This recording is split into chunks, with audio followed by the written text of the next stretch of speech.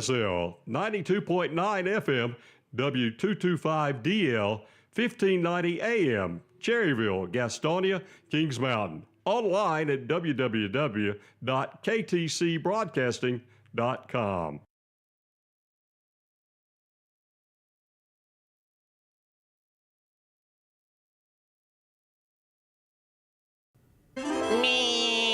What's up, Joxx? That crazy rabbit is back. It's the bunny with the money.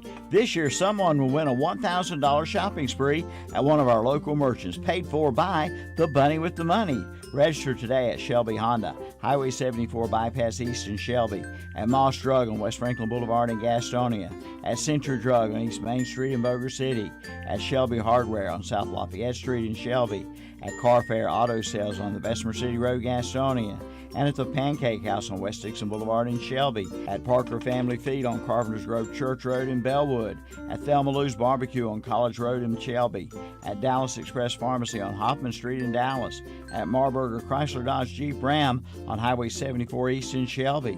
Register to win the bunny with the money. Grand prize drawing will be Friday, April 3rd. Brought to you by WhatsUpShopper.com and KTC Broadcasting.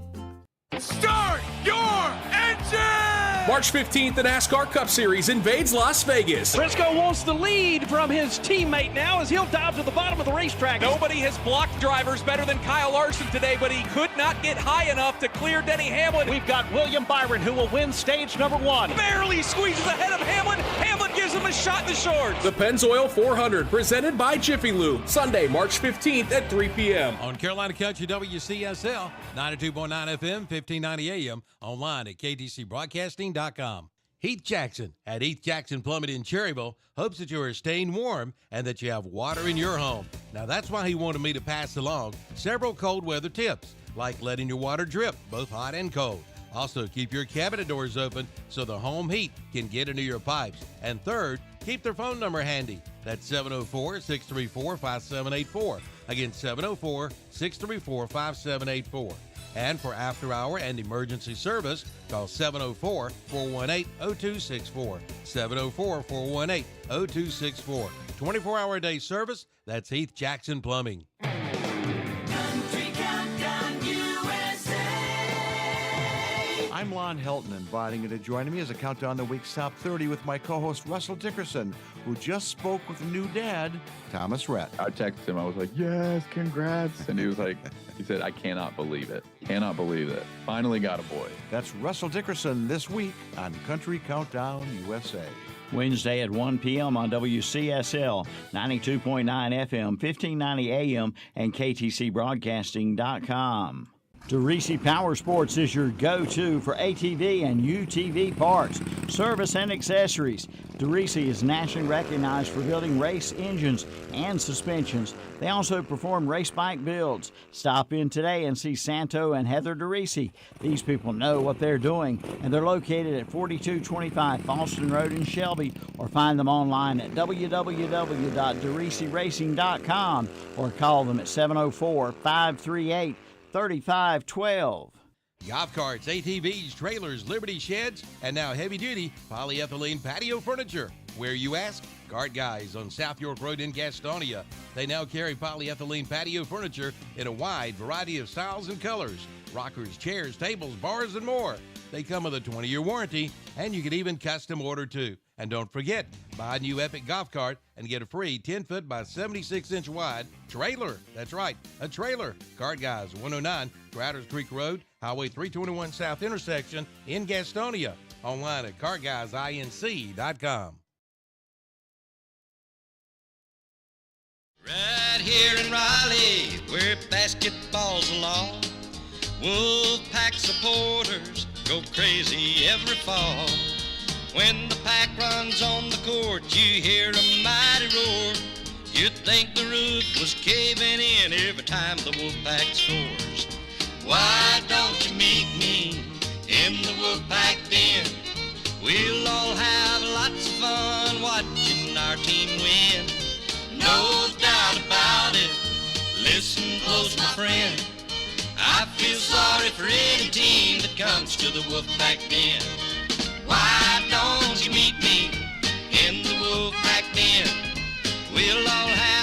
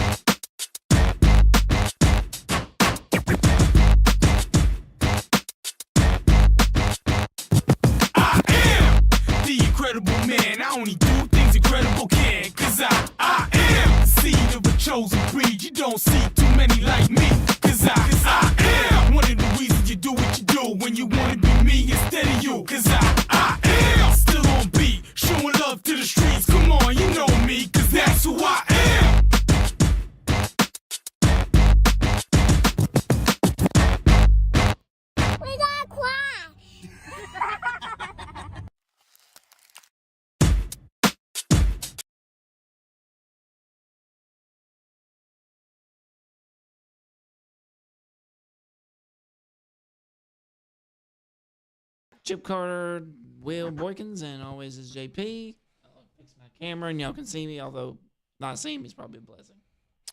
Good morning, JP. There he is. Good morning. We gon' crash. There we go. We gon' crash. If you're on the radio this morning, you didn't get to see our new opening here on KTC Broadcasting. Our new AI, artificial intelligence. Yeah, I might have to go back and watch that. Well done. Bobbleheaded. Some good opening. 3D art, some regular art, but it was fun making that. And the kids, we've been working on some stuff with them this week. My only thing is I'm missing me in my Yankees uniform. Oh, I'm so glad. Hey, was he not on the video? We're supposed to be switching seats today too, by the way. I thought we talked about this. I don't know where that innuendo came from. This is my seat. This has been my seat for a while. Oh, it is, isn't it? I did get the Yankee guy on there. I'll get that next week. That's an easy. You can trade out that Panthers one. Well, I had him kicking, so that was the fun. You're supposed to be little John Casey over there. Little John Casey. Am I using Zach's signed? There he is. What you did with Terry's edit, that's awesome to have him. Yeah, there it is. Love it. Our main man right there in spirit. He's always going to be with us now. Well, I hope everybody had a good week this week. We'll fine-tune some of that and have some fun with it. That's awesome. And but there's a little fun starter there. So if you're listening on the radio, this show is live on YouTube, Rumble, and Facebook every week. I'm losing my ears. I guess y'all still got me over there, right? Correct. Okay. So we are live on Facebook, Rumble, and YouTube as well. So we do have a lot of video to go along with us. There's JP joining us back in the studios. We'll call him Bruce Wayne right now. And right. Oh my Lord! While I'm wearing a Marvel shirt, you go DC. Well, give me somebody who's got a fast. Give me somebody who's got a fast car who drives. Goes from 0 to 60 in about 1.2. Quicksilver. All right, there you go. I He didn't call see you that. Quicksilver. We was going to call you.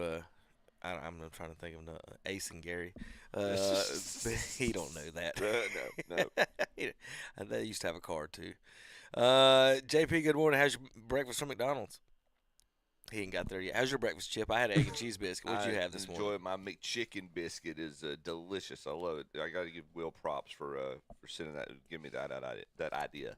Will's over here staring at his. I was going to jump in his mouth about him it using is, his hands. Yeah.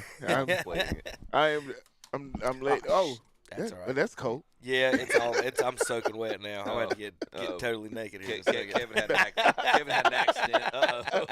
Surprise! I spilled We my don't words. crash. We did crash. Very, very proud. I hope I got some pants here. I'm just gonna be sitting over here cold. But good morning here. Now I have water in my pants. But Tom, how's your breakfast? I don't know. I'm trying to get the vision of you without pants on. Oh, how disturbing it could be. I could make it way better if I get. There is a sweater vest in the closet down the hall.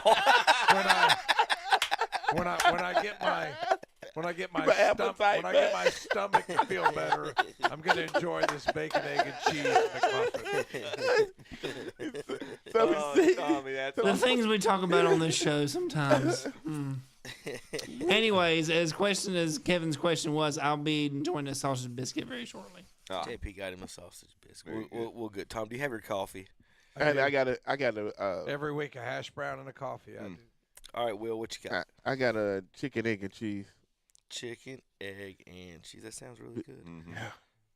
Really, The double bird. Really, really, really good. It's actually really impressive. You kept that off any of the equipment, though. So. I know. It was a good flare chop. It wasn't even it was just a smack myself in the – it was a gorilla that smacked myself in the chest. I usually do the flare chopping just to get everybody. Yeah. So I am notorious for spilling drinks, so don't sit beside me. That happens when you talk with your hands. I about did it last night. There was a straw in my drink, and I went caught it. Caught it. Good grief. Nice Good reflexes. grief. Yes, at least I Mr. Miyagi'd it to keep it off the kids and everybody. Well, good morning, everybody. We do talk a lot of sports here. Believe it or not, we've got NASCAR. For our NASCAR fans who are just listening, we're going to go over that in just a moment. We have golf, Major League Baseball, NFL, NCAA tournament basketball to talk about today. I know everyone is ready to talk about that. All you Tar Heel fans ready to fire Hubert Davis already before the season's over. We'll talk about that. And let's see. Did I miss something? Baseball? Anything else I'm missing? The Hockey? World Baseball Classic. The World Baseball Japan was 4-1, so I put a small wager on Japan. Tom's 10 minutes into the show. Are in full force, so we'll get Well, you know what I figured? Japan is the most, like, mature, business-like. I think they have the best chance to win a championship like this, other than, like, the overly emotional Latin teams. I think that the Japan's going to come in here with a business-like approach, and they're going to win this tournament. Gambling tips from Thompson. That's right. Hey, so didn't a couple Didn't hear of the nothing teams about the get pitching after staff. each That was other? such an emotional bet, Tom. It was. Bottom of the line. It was purely, Addicted to gambling? It was based Please on, call. It was not based on Anything. or nothing. It was just who's going to have a business-like approach to this. They recovered well And from it's World go- War it's II. gonna I've got be- Japan. You know what, Kevin? That's a great point. That's a great point. Because They've been it was resilient. It was not based on any data. It was not based on. It was just a hunch. It was a pure. Pure. my Lancer. Six.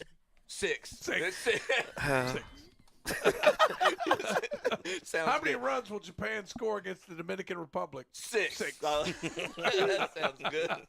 6. Sounds about right. Will, did you bet everything on? Who did you bet everything on the World Baseball Classic? Please don't tell me it was the Jamaican bobsled team. It was I bet everything on the Dominican Republic. They getting beat. Sammy Sucks is not playing They getting anymore. He retired.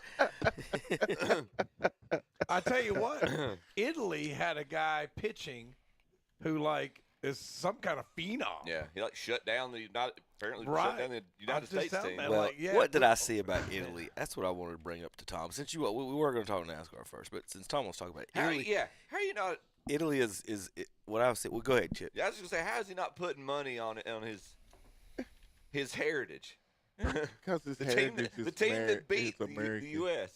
I am not Italian. I am American. Okay, and as an American, I calculated that I think Japan's going to win.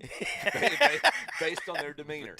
Based on their demeanor and their business-like approach to things, I think this suits Japan to win. Now, I did the guy pitching for Italy, some kind of phenom. I mean, So we have a controversy about this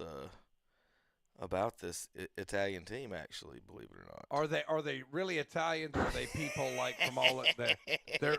Are they like? Tom might be know what I'm talking about. Yeah, they're not like France's soccer team. You have that Stephen A. Smith clip. No, but you know, I get emails all the time, claim your Italian citizenship.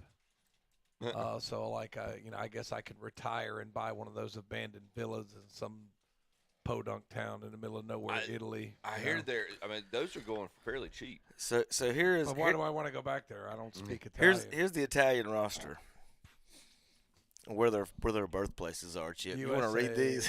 Let's see. I'm not going to pronounce the last names. First guy is from Italy. Second guy's from the USA. Third guy's from the USA. Fourth guy's from the USA. Fifth, sixth, seventh, eighth. Picking up a theme. Well, look at all the Cinephonies on this Italian roster. 13. There's all right. So these I'm not Italians until the baseball 4, team's 8, ready to 12. We got 15 people on this team. Well, that's just the pitchers. How is Greg? That's just the pitchers. 1/5 of the How is Greg Weiser on the? Yeah. 4/5 of the rotation were born in the United States. The catcher's from Venezuela. Wait a minute. Well, you can have a Venezuelan catcher, Tom. But his last name is Martini. No, Durazio, right here. Yeah. So what they basically did is, if you had any Italian heritage, the Italian government will fast track you to citizenship. I think basically they said if your name sounds Italian. All right, Look at that. Dave Ricchetti is the pitching coach. Listen, I've got one point. This is Chip's fault. Don't you? Don't. This is Pope approved right here. This is the only thing we can do. Tom, if you remember the Roman Catholic Church, you were on this team. That's where it is. This is not an Italian team. This is a Roman Catholic team. We got the Vatican to sign off on it. Give us a break. All right? You got your cheating baseball Vatican Pope now who's into baseball. He pumped up his team here, Will. Look at this. He brought everybody from America. If that was the case, Jorge Posada is not Italian, is he? Please tell me. Jorge Posada's got to be Latin American of some sort. Well, that's There's what no I way. thought. Will, Chip, you want to But no, Google, that happens Google all- where Jorge now, Posada? Now no, that happens all the time. Like if you watch the Olympics, all the curling coaches are Canadian. Right. Yeah. So I mean, The that soccer happens all the coaches time. are different like that. So. Yeah, just in like the World if he Cup. really was trying to cheat baseball, he's a White Sox fan. He would have the White Sox doing much better than they are right now. Or just have you heard Dean Smith, the coach of the Charlotte Football Club? I mean, that guy sounds like he just landed off the boat Of course yesterday. they're cheating. Look, their head coach who is also a former Yankees catcher who was suspended for PEDs. I mean, no wonder they're looking at him. That's Yeah, why. those guys are Italian like I am. That's right. Look You at know, all- I think you say Roman Catholic Church. I think if your name ends in a vowel, you're on the team. That's what Calipari said one time. That cheating prick. That people were against him because his last name ended in a vowel. I'm like, no, you're just an embarrassment. You're an embarrassment to Italian Americans everywhere. It's just embarrassing. I'm sorry. You know what? I should have checked. I should have checked the FCC rule on that before I said it. I'm sorry. I'm sorry to the FCC. If you find us, send that to Calvin Hastings. That's fine. Sorry about that. Will, did you bring a shovel this morning for Tom? Pinky bird. I'm sorry about that, Calvin. I can't give it to him. I'm using it to throw the I don't think I'm getting- aftermath off me. I'm not getting invited to the Christmas party this year. I don't think I am. Well, here's the schedule. The Italians take on the Puerto Ricans today at 3 o'clock, and Tom's Japanese takes on the Venezuelans. I wonder if they have an Italian catcher for the Venezuelan team. The Venezuelans are they're too emotional. Japan's going to be cold, calculated. They're going to wipe them out. I hope Italy beats Japan to win this. I just want to say I'm finna go on right now If and the U.S. pick doesn't win, I want the Venezuela. Italians to win. Put all the money on the Italians right Yeah, now. I'm gonna go spend my few little shekels on Venezuela right now. United States got the Dominican Republic Sunday. Skeens versus Severino. Severino, That sounds like fun. Yeah. And then the quarterfinals are Monday. Well, you ain't supposed to be Semifinals playing Tuesday. It's the semifinals, and then they because the winners of the two quarterfinal games, those first two games we saw, quarterfinal winner versus quarterfinal winner. Gotcha. Winner, and then the finals on Tuesday. Will, what was you about to say, sir? I said Severino ain't supposed to be playing there. He's supposed to be playing for the Italian team. Yeah, it's got his name ends in a vowel. And you know you're Southern if you say Italian. Italian. Italian. Italian. Yep. Did I say Italian? Yes, you did. All right. Italian who? Italian. Is that name Italian? I get that a lot. Yes, it is. You're the Italian restaurant, Will. Italian. I'm looking. Hey, Phil, I'm looking forward to watching those Italians play. I with the do Browns. go to the Italian restaurant. I go over there to the daggone Olive Garden quite often. People don't even know I'm Italian and my name. My mother's Irish. I don't look like Anthony Scaramucci or something like that. I'm kind of watered down a little bit. Watered down. I'm a watered down Italian. It's like watered down a little bit with some Irish and some Dutch. Water him down a little bit. You are much like the rest of us Oh, Americans. gosh. I'm That's sorry, right. Tom. That's correct. That is correct. You know, we all mutts. Yep. Every last one of us. You know, a few weeks ago we voted. We were talking about, and I swear, when our former and Tom employee and an esteemed colleague of our Redskins fan, Mr. Yancey was here.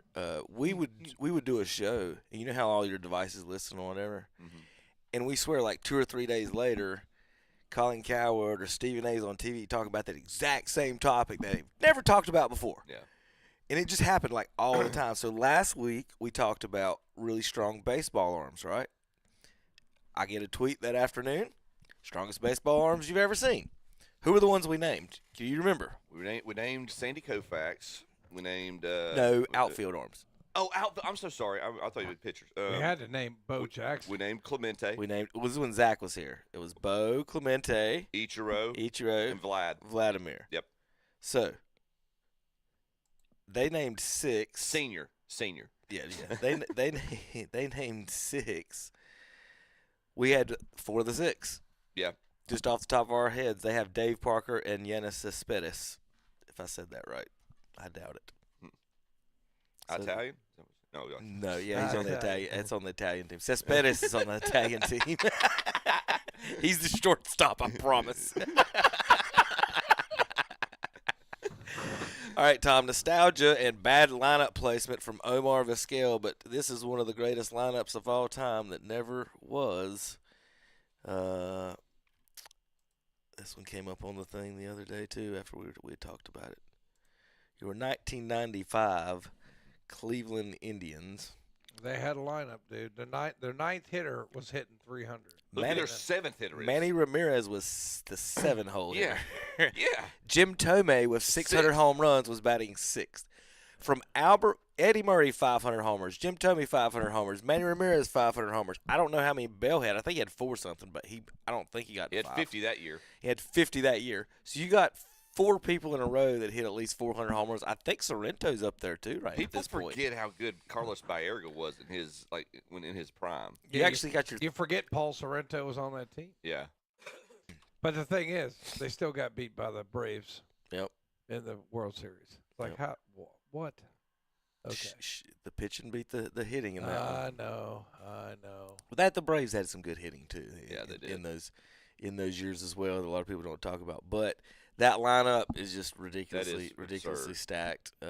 Kenny Lofton was first, Omar Vizquel, Carlos Baerga third, Albert Bell, Eddie Murray, Jim Tomey 6th, Manny Ramirez 7th, Paul Sorrento 8th, and Alomar 9th. Just from your, 6, 7, 8 hitters, you had 75, 80 81 home runs. Right. In your 6, 7, and 8. And there's probably not. You've got what, 7 guys hitting 300 in that lineup? There might not be 7 guys in Major League Baseball hitting 300 today. Right. Between your 4 through 8 hitters, there's 151 home runs in there. And between your 3 through 7 hitters, 4 of those guys were juicing probably at that point. So was everybody else. You always got to bring a story down. I'm just saying. You always got to bring the story down. We is talking about the batting averages, how big of the batting averages they was, and you're going to bring in the mid-90s negative stuff. That's such a Catholic move. Speaking truth, I didn't yes, I realize, agree. I didn't Thank realize you, we Will. had a nativist over here. The know-nothings over there. Will Boykins. Yes, yeah. Newest chapter of the know-nothings. Leave it to the Catholics to speak truth. Thank you, Will. I appreciate that. Leave to the Catholics to always Will, poke their nose up in the air and be stuck up and talk about other people's faults. Will, all I have to say is you should expect the one talking about the steroid guys to be the cross country guy. When I first saw that, I thought it was a basketball uniform. This is Chip's cross country outfit. How did you get me to look bigger than I actually am?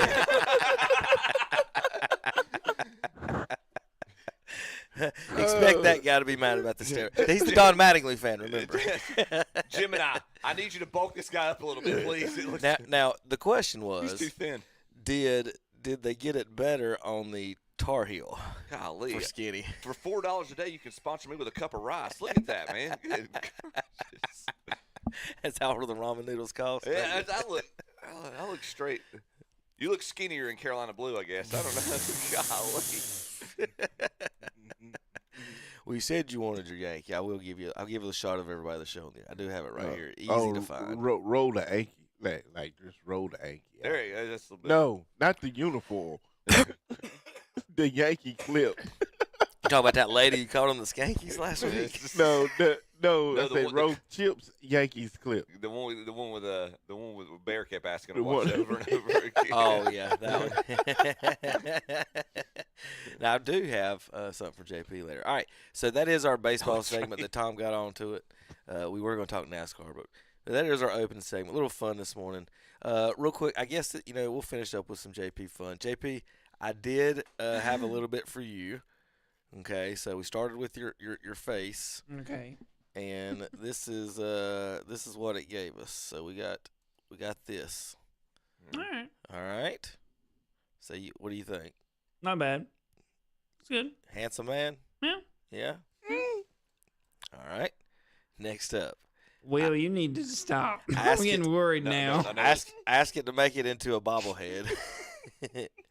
And this is what we got. Okay. Like it? Yeah, yeah. All right.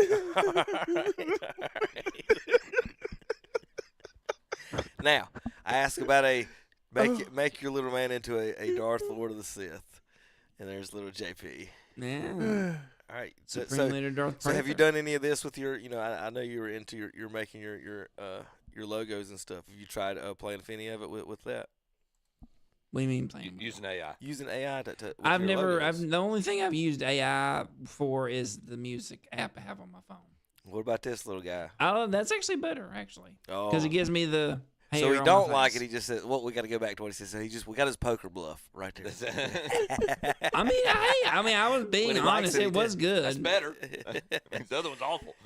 Now, the next one, JP, we got. I said, make your little bobblehead a video for you, and this is what we got. What you think? Does he look good? Yeah. Yeah. Let's go with the tall one. That fits the screen better for the folks watching at home. Do a little, listen on the radio. Do a little on-air editing. JP here in his little outfit. All right, here we go. All right, JP, see what you think. I'll even add some sound on this one. Let's see if the sound works.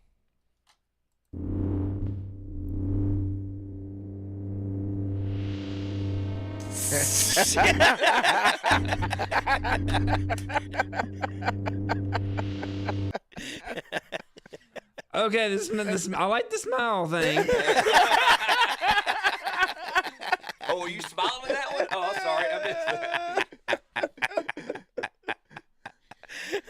And to be honest, the hair is accurate too. I mean, to be honest, I mean, You're a good sport, JP. the hair is accurate. So I mean, I'm not gonna say anything about that. Good call, buddy. I forgot to pull up for you though, at least so you knew exactly kind of like what we were going off of. So for the folks at home, so the image that we started with was this one. So, Yes. That was the very first picture that y'all ever took of me when I started here as an intern. we went from that to Somebody to this. Tom said, "Hey, I'm eating," or was. I think it was something to that order. I think somebody said, "Is that your Tinder That's what I profile said. picture?" Yeah, it's his Tinder pic. Yeah. It's his Tinder picture. We'll be right back for NASCAR, basketball, NFL news, and more. KDCBroadcasting.com. Stage. Tar Heels on the run. Trimble to the cup layup. Counted in the foul. This is Carolina basketball. Long rainbow 3-0, but net from the rookie. Out to Trimble. He'll try another triple. Counted. The home of the six-time national champions. Drives and hammers it home. Hello, you fella. This is your radio home for the Tar Heels. On Carolina Country WCSL and on The Boss WOHS. Join us for our live Sunday morning worship services on WHS. It's the Sunday morning worship service from Calvary Baptist Church in Shelby, and on WCSL, it's the Sunday morning worship service from First Baptist Church in Cherryville. Before you head to the fishing hole, head first to the Great Outdoors in Cherryville. Check out their new Oath and Jinx rods by 13 Fishing. See the new lures, including the new DT12 lures by Rapella and Rapella Claptail 110 jigs. And check out their apparel section. See the new Go Bottom Land hoodies, t-shirts, and long sleeve shirts. Also, new Lazy One loungewear. And they just recently restocked their infant clothing section. That's the Great Outdoors, Highway 150 East in Cherryville, right behind McDonald's. McDonald's. Online at teamgreatoutdoors.com. Like them on Facebook, too.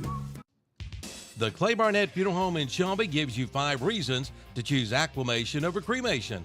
Acclimation is a gentle, dignified process. It's a process that uses 95% water instead of fire. 20% more ash remains are returned to the family. It is a green process with no emissions and no harmful greenhouse gases. And acclimation prices start at $25.95, and payment plans are available with credit approval. Consider acclimation, exclusively offered by Clay Barnett Funeral Home. Online at claybarnett.com with locations at 303 Pfeiffer Road, Kings Mountain, and 1401 West Dixon Boulevard in Shelby. The deals keep getting better and better at Oakwood Homes in Shelby with low 3.5% down payments. And remember, Oakwood Homes is celebrating their 70th anniversary. And in Shelby, you'll find 2 models priced in the 70s. And ask about their ready-to-move into homes. 3 available right now. All at Oakwood Homes, 1839 East Dixon Boulevard in Shelby. Online at oakwoodhomesofshelby.com. Open 9 to 5 Monday through Friday. And like them on Facebook, too. DeRisi Power Sports is your go-to for ATV and UTV parts, service, and accessories. DeRisi is nationally recognized for building race engines and suspensions. They also perform race bike builds. Stop in today and see Santo and Heather DeRisi. These people know what they're doing, and they're located at 4225 Falston Road in Shelby, or find them online at www.derisiracing.com or call them at 704-538-3512.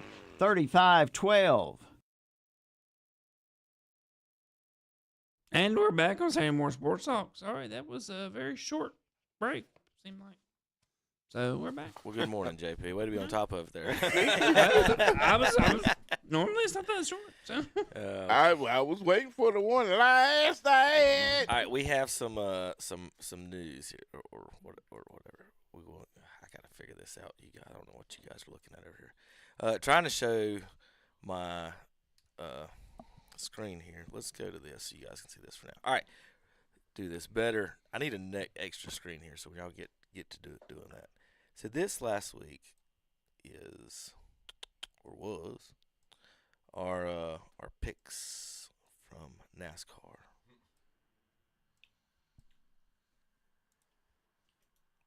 You weren't here, Will, right? Let's see where he is. So our odds right now, we've got Christopher Bell and Ryan Blaney, along with Kyle Larson and Denny Hamlin. Hamlin's going to right the ship this week. All of them are plus 650.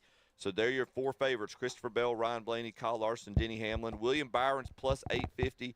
Joey Logano's 11-1. Reddick is 13-1. Chase Elliott's 15-1. Chase Briscoe 19-1. Scrolling down, Terry's favorite Ross Chastain 22-1. Bubba Wallace 33-1. Kyle Busch is 55-1.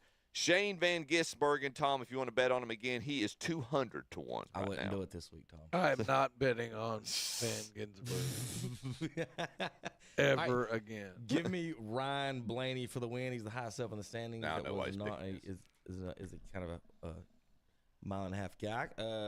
What about you, Zach? I'll take Chase. What are you talking about? Which one? Chip? Elliott.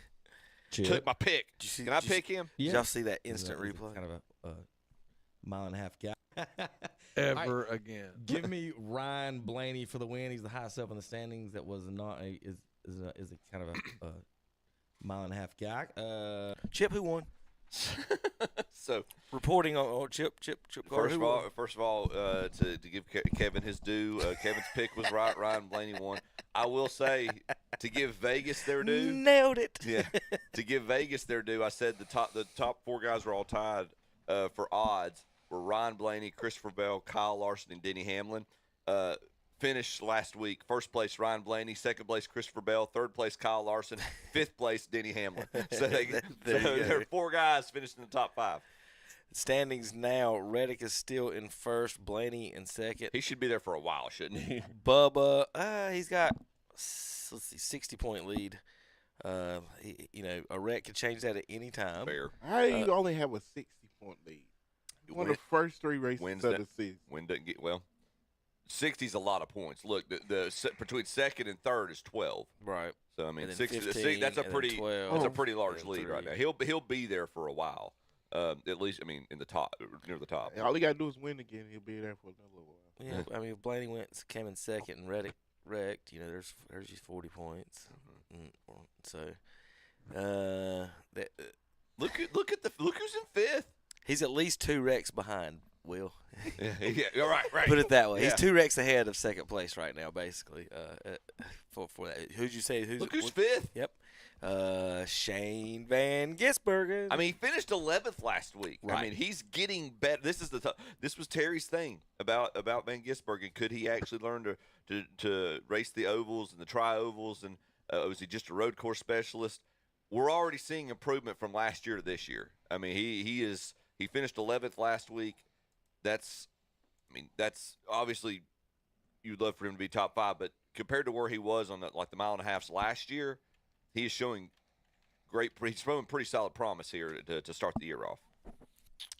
Here is SVG says, not SVG, but Brad Keselowski says that Shane Van Gisbergen is like Happy Gilmore if he could learn how to putt. Talking about what's he that's a fair. Once he figures out, he starts figuring out the mile and a half that they're all in trouble. Because they don't know how to putt and he don't right now. That's. I mean, he's road course, and we talked about it a lot last year with Terry. Road course, driving on a road course is very different in NASCAR than it is these closed-in mile-and-a-half tri-ovals. Obviously, turning left and right, and that's Van Gisbergen's background. Mile-and-a-half ovals is really about knowing your spots, where to lay off the gas, hitting your marks, but maintaining your momentum in the turns and coming out. It's not so much about steering as it is about hitting your marks.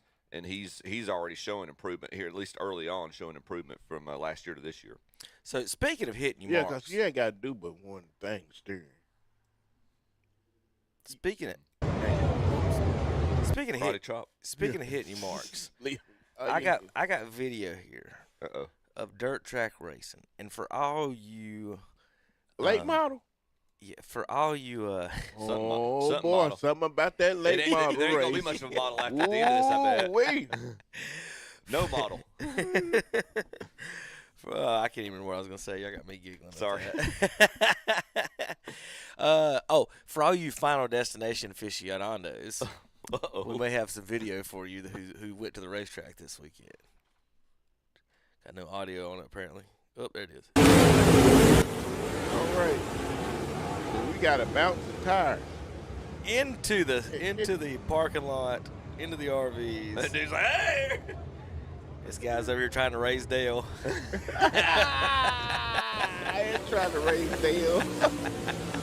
Bouncing off the wall. Sparks fly. But the tire, and that's one of the track's biggest nightmares is those tires are dangerous flying off. That's why they have. Somebody got, was it Charlotte? Person got killed at the tire. It wasn't Charlotte, but a few years back there was an incident at one of the racetracks, and that's why they got the chain to them now. I can't remember what to call it. I'm an idiot right now. No, you're good. Real quick, there's my next stat. Who NASCAR driver all time? Modern era 72. So they don't want Richard Petty. They don't want to give him his props. Yeah. So the most races, leading the most laps. So like basically, you got wins, right? So basically, I would say those numbers are kind of in the same area. So I would say, and I'll give you the numbers. So the most races leading the most laps since 1972 is 96. The next one's 87, then 84, then 77, 71, and 70. 67, 61, and 60 are your top 10 drivers who have the most races leading the most laps. Understand what I'm saying? Yep. Not necessarily winning, but most laps led in a race. Yep. How many times have you done that, basically? Yep. Who do y'all think is the number one? That's tough. Most laps led during a race. Seemed like back when most times led laps during a race. Mark Martin. Not in the top 10. Jeff Bodine. Not in the top 10, Tom. Terry Labonte. Not in the top 10. He's lost. He's out. Will. Strike 3. I'm trying to think of some guy. Jeff Gordon. Let's see. Jeff Gordon, Tommy, is your number 1. Okay. So Tommy went that's what 0 I for was gonna 3, and then he say. got Then 1. he picked Jeff it. was gonna be my first. 96 races is 1. Worse Earnhardt. So what is Jimmy Earnhardt and Bill Elliott? Dale is 3. Okay. Jimmy is tied at 5th with Kevin Harvick. Okay. Is Elliott in there? Bill Elliott? There are no Elliots. Okay. Darrell Waltrip? Darrell Waltrip is 7th on the list. David Pearson? He's before 70. You are missing 2 and 4 is the main culprits we're looking for. And 10 is so there's 2 current drivers now. One is 4, one is 10. Current driver? Current drivers are 4 and 10. One would be Kyle Busch. Kyle Busch is number 4, 77 races. He's number 4 all time. One would be Joey Logano. No. Denny Hamlin. There you go. Okay. Denny Hamlin is 10th with 60 Why races. would you say Joey Logano? He's a little bit too young. Because He's a you little, want He's too young. A little too. Kel Yarborough is your number okay. 2. Okay. So Gordon, Yarborough, here's your list for the folks watching online. As soon as I find my button. I was thinking it was somebody who you wouldn't think of. That Yeah. was pretty good, but you wouldn't think of him. That's Jeff Gordon. Rusty No, I'm just Wallace. kidding. Rusty Wallace is number 8. Bobby Allison number 9 on the list. for Rusty folks was wanting to what? round out the Rusty top was 10. pretty good. Rusty but won a I championship. think he won 1 or 2. He won 1. 1. And he won during Earnhardt's prime. So that's nothing to. I remember shy him away driving from. that black Miller genuine draft car. Well, the year he won, he was in that white Kodiak vehicle. Yeah, it's a vehicle. Yeah, it's an automobile. It was. He drove a Pontiac. Yes. Okay. He drove a Pontiac for a while. Then he went to Ford. I remember when he went to Ford, but old Rusty was just kind of a whiner a little bit. You know? You and my dad would have a great conversation about that, Tom. Rusty was a whiner, but he was good. He's like his dad be like, he'll be fine if you just get it. If he doesn't get all upset during the interview, I tell you one thing. The best thing in that Earnhardt documentary is when Waltrip was still beating him. Mhm. You know what I mean? Yep. And he basically said, "My goal is to beat that guy." Yeah. And he finally did. Here's you an old school updated version of how they do the standings here for this year's NASCAR standings. Wow. Tyler Reddick, 692, up on Bubba Wallace, Ryan Blaney, Chase Elliott, SVG, Christopher Bell. This is the old school Twitter feed that puts it all together. So I'm just now realizing something. It's Van Ginsbergen. Gisbergen. Gisbergen. Terry always called him Van Ginsberg. And it's just now hit me that Terry did not say his name correctly. And God rest his soul, I would have hammered him on that. Please post this week and be sure and tag But Shane Van Terry Gisbergen said on it so that we get our New Terry Zealand said people it so tuned in. many times, though. He said it so many times, like Van Ginsberg, Van Ginsberg, with Vans, Gisbergen. Gisbergen. Van I want to Gisbergen. give the guy, he's got Dutch roots, obviously, but I just want to give the guy his respect. Well, Tom, here they are going 9 wide here at Phoenix this past weekend. Yeah, it's a big old track. A few different lanes you can pick there. A few different grooves. Choose the lane. That's what it said. Oh, I'm sorry. I thought that was downtown Atlanta. I'm sorry. My fault. It said the F1 mind would never comprehend this type of thing. So, yeah, interesting race there at Phoenix. Blaney with the win. That's why Van Gisbergen drove so well. He didn't have to Just follow go one, wherever you Yeah, he want. didn't have to follow one line. He just treats it like a road It's course. kind of funny you talk about that. Anna loves Formula One. George Russell won last weekend. George Russell Yeah. won. Now, That was I meant to that's my text driver. you. That's my driver. Now, Tom, if you was paying attention, last Sunday was daylight savings time. Mm-hmm. How about this? DraftKings got daylight savings timed and left the NASCAR bets up an hour into the race. Oh. And you could go in and still bet during the race. Wow. So you could went in and got Blaney there and Logano and Larson and all your guys there within an hour during the race. They got daylight savings time. So, Tom, hint come this fall. DST. You got to pay your attention to your daylight savings times. They'll next time. fix it next year. They won't know that. Trump's going to do away with it anyway. It's going to be fine. Oh my God. But yeah, the Formula One race is such like BS because they have a Cadillac team now. but their engines aren't made in America. Their nothing's made in America. They just stuck Cadillac on I hear the car. I hear those race teams are going to perform in the World Baseball Classic. Yeah, sounds like about the same thing. Isn't it? It's so funny. Countries are now free agent countries. It's so funny. It's so funny. Y'all come on, we gonna pay y'all. Y'all come on over here. Come on over here. We gonna pay y'all. That is the black fella on our show. If you're listening, they just said that. That's not me or Will. I mean, me or Chip or the Italian. Or the Italian.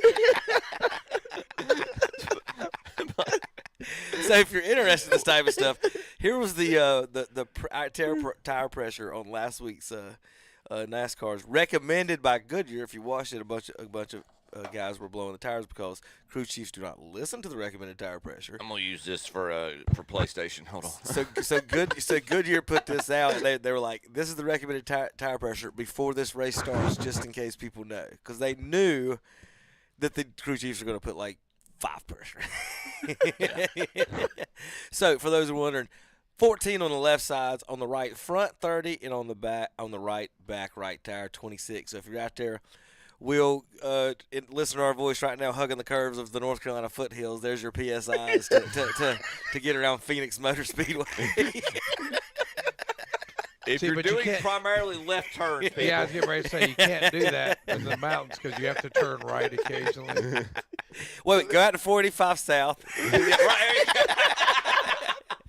And just hang in there for a little while. We don't crash. Just go down the outer loop. Just do the outer loop. That would be a fun F1 race. Y'all do the outer loop. I agree. To just do the outer loop. Head down to Pineville. Oh no. then over to Providence Road. All right. We don't crash. What's our odds this weekend? They're in Vegas. Speaking of odds, it's gambling time. Surely to goodness they'll have this right this week, right? Who you taking, Tommy? Let's hear the odds first. I took Wisconsin as a long shot over Michigan. I haven't. Odds for the race this week. We got Kyle Larson's the favorite, plus 450. Christopher Bell, plus 550. Tyler Reddick and Denny Hamlin, plus 750.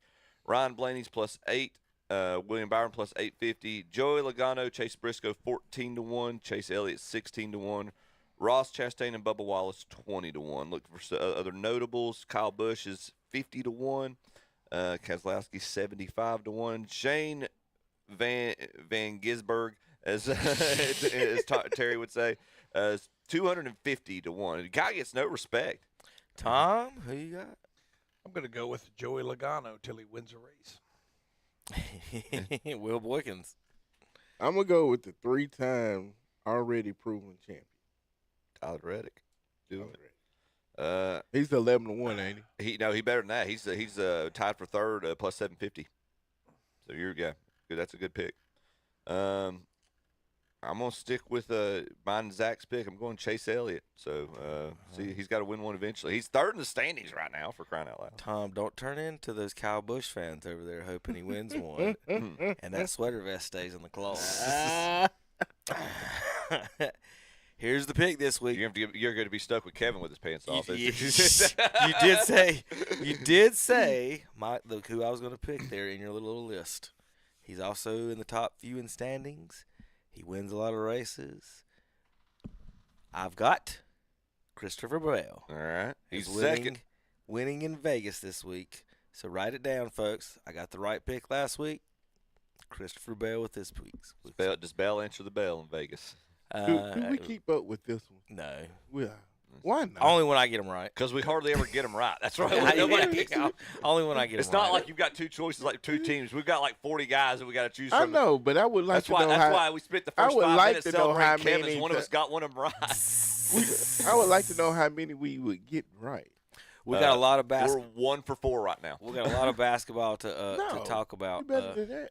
Here in a few minutes. We got NCAA basketball, we got high school basketball, and NBA all coming up. We've got a little bit of NFL news as well, and some fun with golf to talk about here on KTC Broadcasting. We'll be right back. KTC Broadcasting. Wait. Yeah. Well, y'all do a highlight first? No, we'll just go. We'll be back. I got a fun highlight when we get back. KDCBroadcasting.com. For over 60 years, through 3 generations, Hoyle Plumbing has been the reliable source for all your plumbing needs. Whether residential or commercial, our skilled technicians can handle your every plumbing issue. Rather tackle the job yourself? Hoyle Plumbing has a parts counter well-stocked and open to the public with knowledgeable people to answer any plumbing question you may have. Reach out to us today at HoylePlumbing.com. That's HOYLE plumbing.com. Your hometown plumber for over 60 years, Hoyle Plumbing is here for you. You could be the winner of a Coyote Grill from Innovative Pool Designs in Kings Mountain. It's time to play their NCAA tournament playoff game. Get your brackets on social media, Instagram, Facebook, and TikTok. Brackets come out March 16th. Deadline for entry is March 18th. And now take 10% off equipment now through March 31st. Also 15% off pool openings this month and 20% off specialty bulk chemicals. Innovative Pool Designs, 629 East King Street in Kings Mountain and 6426 Wilkinson Boulevard in Belmont. Online at ipdnc.com. PRN is headed to Vegas. Allgaier trying to hold him off back there. Those 2 cars separated by a half a car length. Here comes Sam Mayer. The Liuna. Sammy Smith fighting hard, but Cruz will hold him off. The battles for second with Zilich and Smith. Justin Allgaier came in very suddenly, and it turns out that his right front wheel was loose. Allgaier right on the bumper of Quaffle now. Side by side, they battle for the second spot. Saturday, March 14th at 5 p.m. On Carolina Country WCSL, 92.9 FM, 1590 AM, online at ktcbroadcasting.com. LVP Flooring, prices as low as $239 a square foot. You heard right. Beautiful LFP flooring as low as $239 a square foot for 5mm, 20mm war layer flooring. Where you say? At Bear's Floor Covering in Kings Mountain. They are locally family owned and operated, and you'll find it all, from waterproof floors to luxury vinyl to carpet and hardwood. That's Barrett Floor Covering, 150 Dixon School Road in Kings Mountain, online at barrettfloorcovering.com.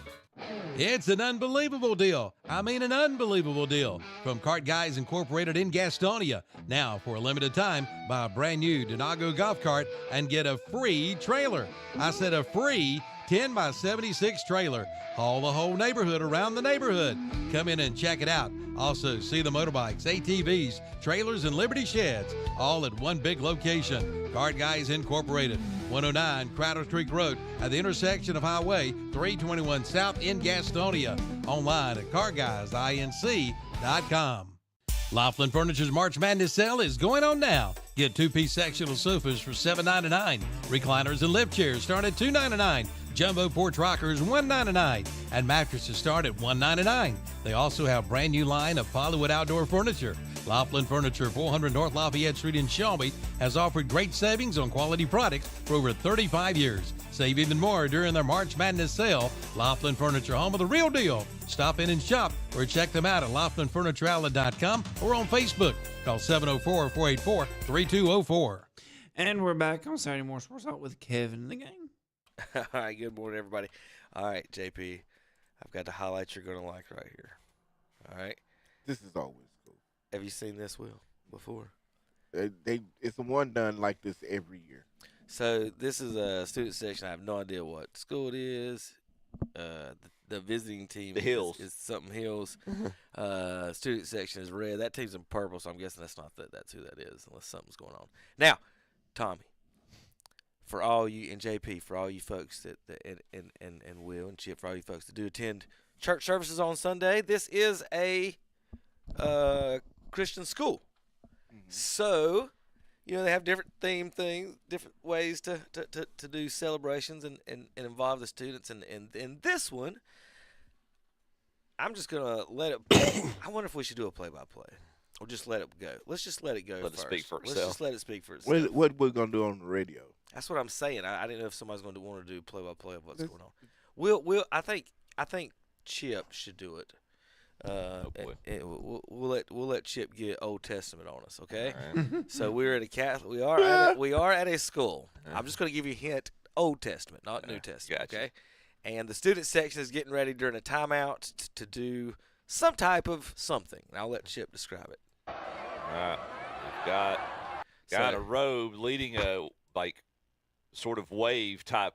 He's got a staff. It's He's Moses. there she goes. There you go. Moses is going to part the Red Sea. Is that what's about to happen? Moses is going to part the Red Sea. Maybe. Yes, he is. and the stairs are blue. The stairs are blue. That's it. Moses parts the Red Sea. All these students are wearing red, people, for the record. Now, Will, is that one of the best ones you've ever seen? That was pretty good. JP, you like that? That was hilarious. That was pretty good. Yeah, it's one of these every year. We got- At we some got- high school somewhere, one Christian high school somewhere, they always part. They Either take that the or bread. Gandalf's telling them, "You shall not pass." One of these. So he slams the staff in. So The this the stairs part and they're blue, and he runs up and down them with the staff. the red. All the kids are wearing red shirts. Yeah, this was a little bit. The middle of it kind of flaked out. When he got far enough away, the Red Sea kind of came back. Yeah, came back together. They were watching. You guys. Oh my gosh. I was being facetious, Kev. Y'all are No, terrible. the middle flaked out. See how the people came? I've seen them where when they move, it moves. The whole thing moves. And Just then- like that. Yeah. Yeah. To that old reference that I never thought you would have known, Chip.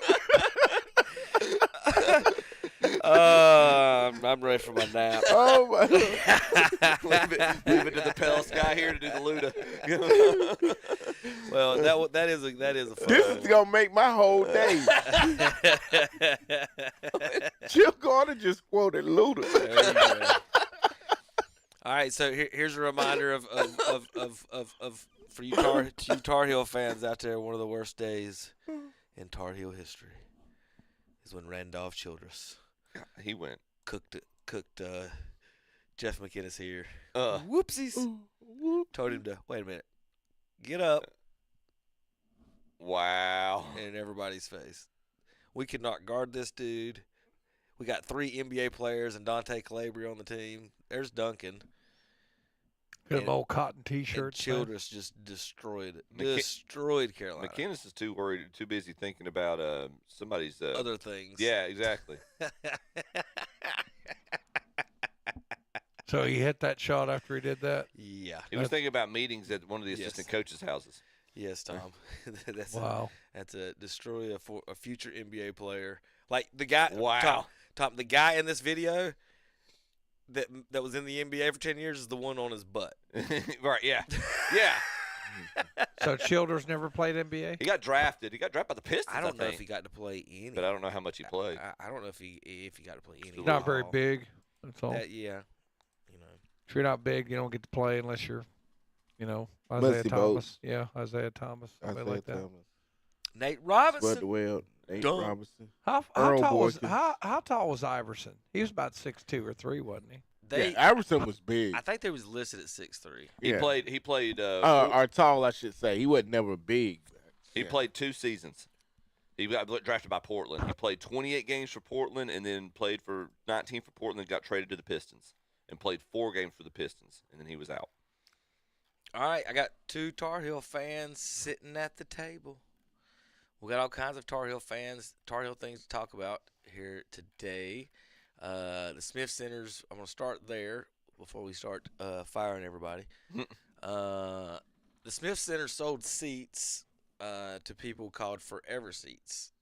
Yeah. Now, Chip, remember, this is the school who lawyered their way out of fake classes in the academics. Now, the lawyers are involved. What does the word forever mean?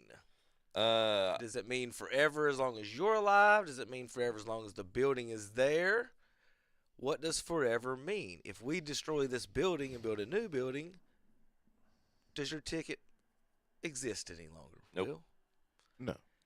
So that's what the argument is now, is that the UNC forever seat holders are trying their best and are in arguments and litigation with the people wanting to build the new Smith Center, and they want their seats, and basically Carolina is either saying kick rocks or quadruple the price. I don't know if I necessarily agree that it's right, but I will say that the school has got grounds for an argument because the seating chart will be entirely different.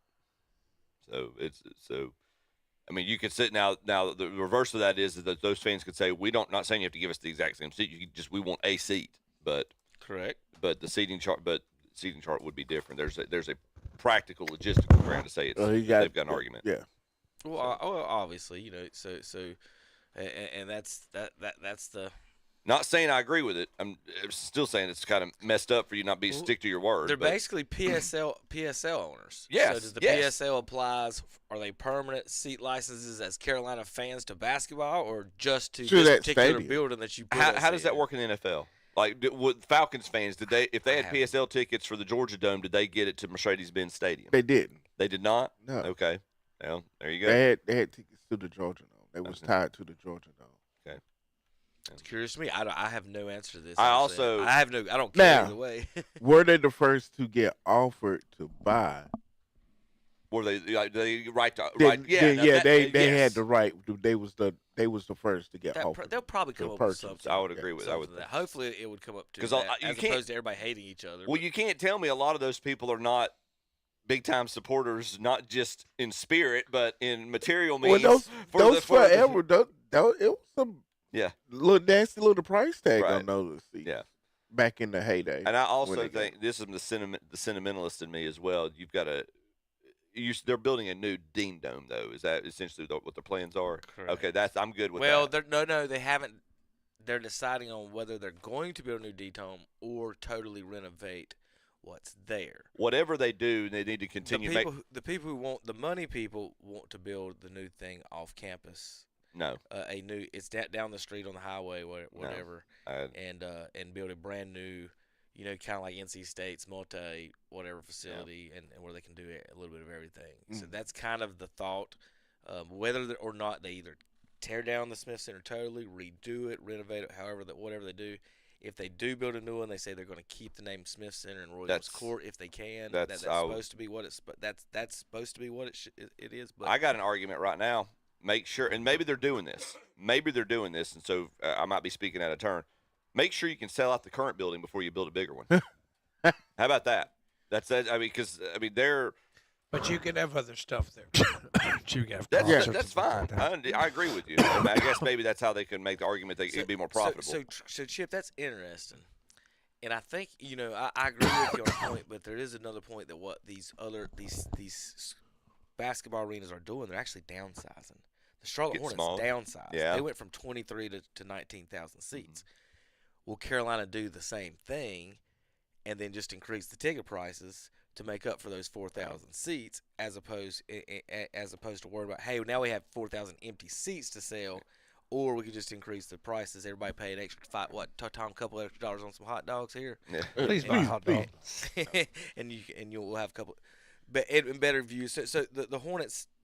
Well, I think it would be something to that nature. If they do that, then this is just logistically. I'm not talking about. That's my guess on the money. Yeah, which is fine. That's a valid point. If they do that, you have no reason to move it off campus. It's a great location. Relatively speaking, it's a great location. It's actually, and honestly, it's the best. Carmichael's the best location, and you don't have enough room to make as big of arena as you want to at Carmichael. That's why they go to the Dean Dome. Carmichael's right in the middle of campus. They are keeping it. Yeah, but anywhere wherever the GOAT played his games, you keep that building.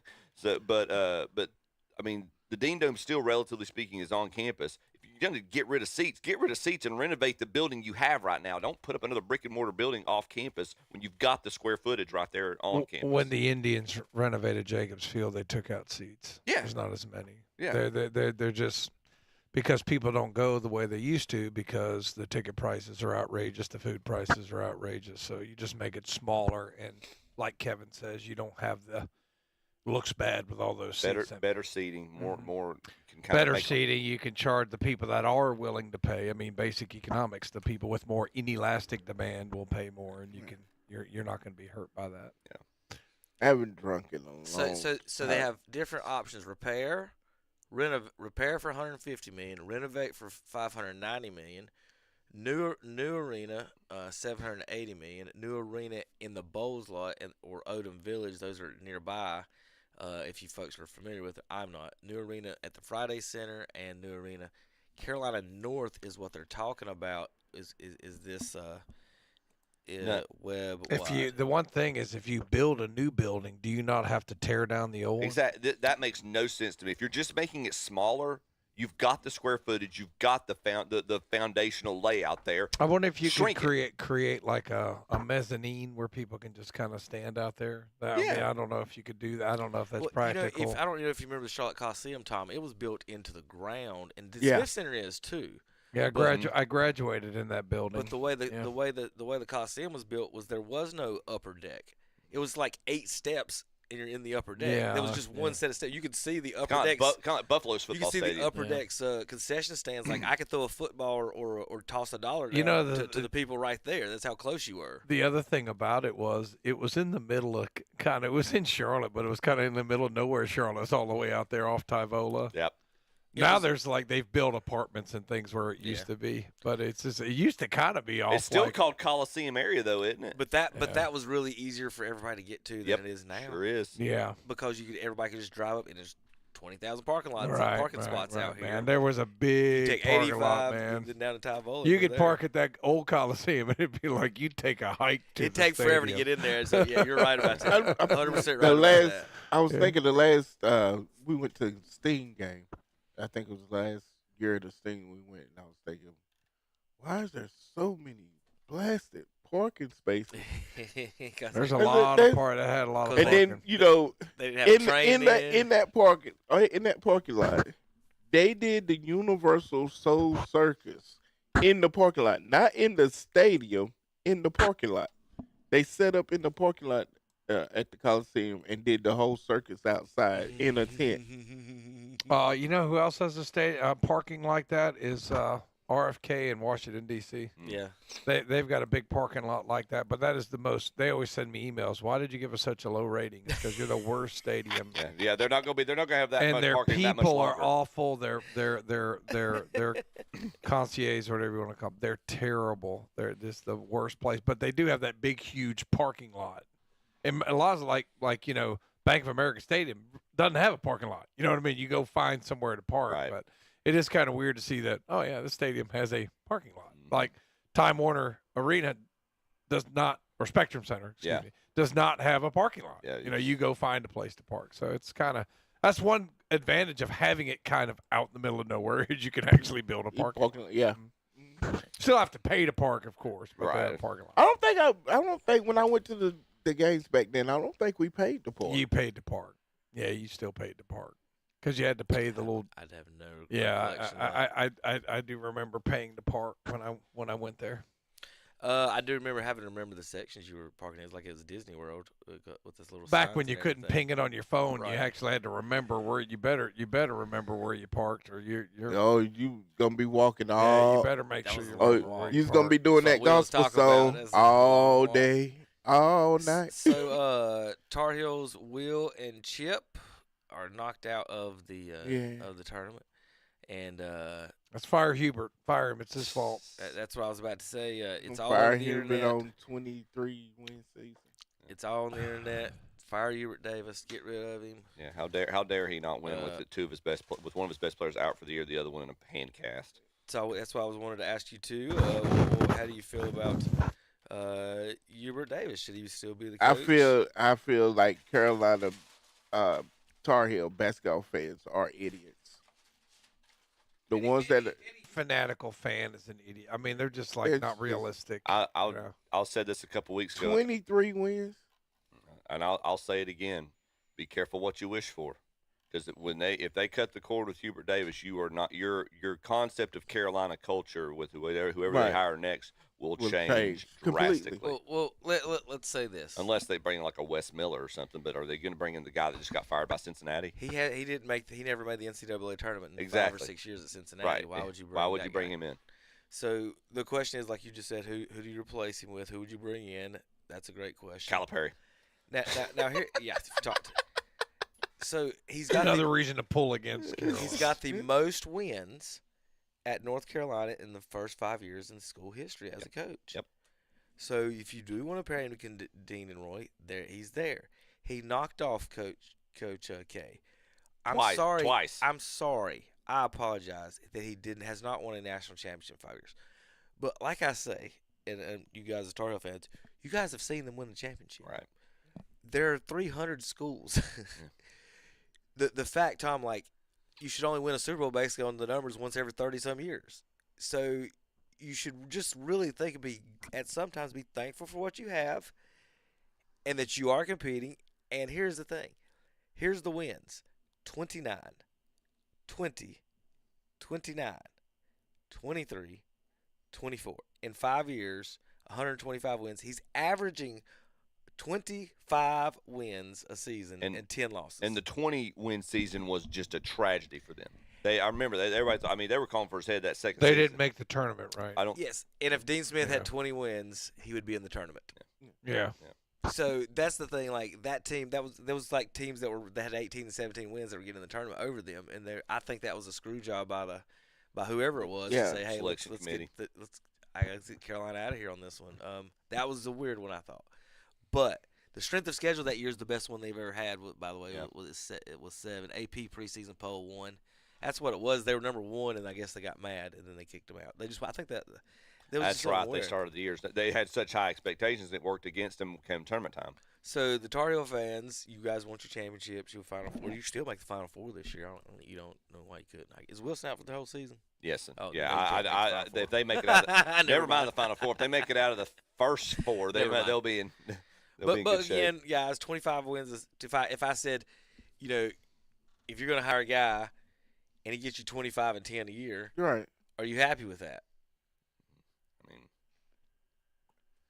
it takes. Tom, is this like asking Ohio State football fan? Are you okay going 10 and 1? Oh, that wasn't. Well, Ohio question. State fans are getting ready to lose their mind because the over/under on wins on them is only 9.5, and they've won so. What that says is, guys, the rest of college football is catching up to the Blue Buds, and it's happened in basketball that you're not like. I remember every year Carolina went to the Sweet 16 every single year, and that's what these fans remember. They remember that Dean Smith went to the Sweet 16 every year. It's different now, man. It's different the way the guys hop around. It's different now.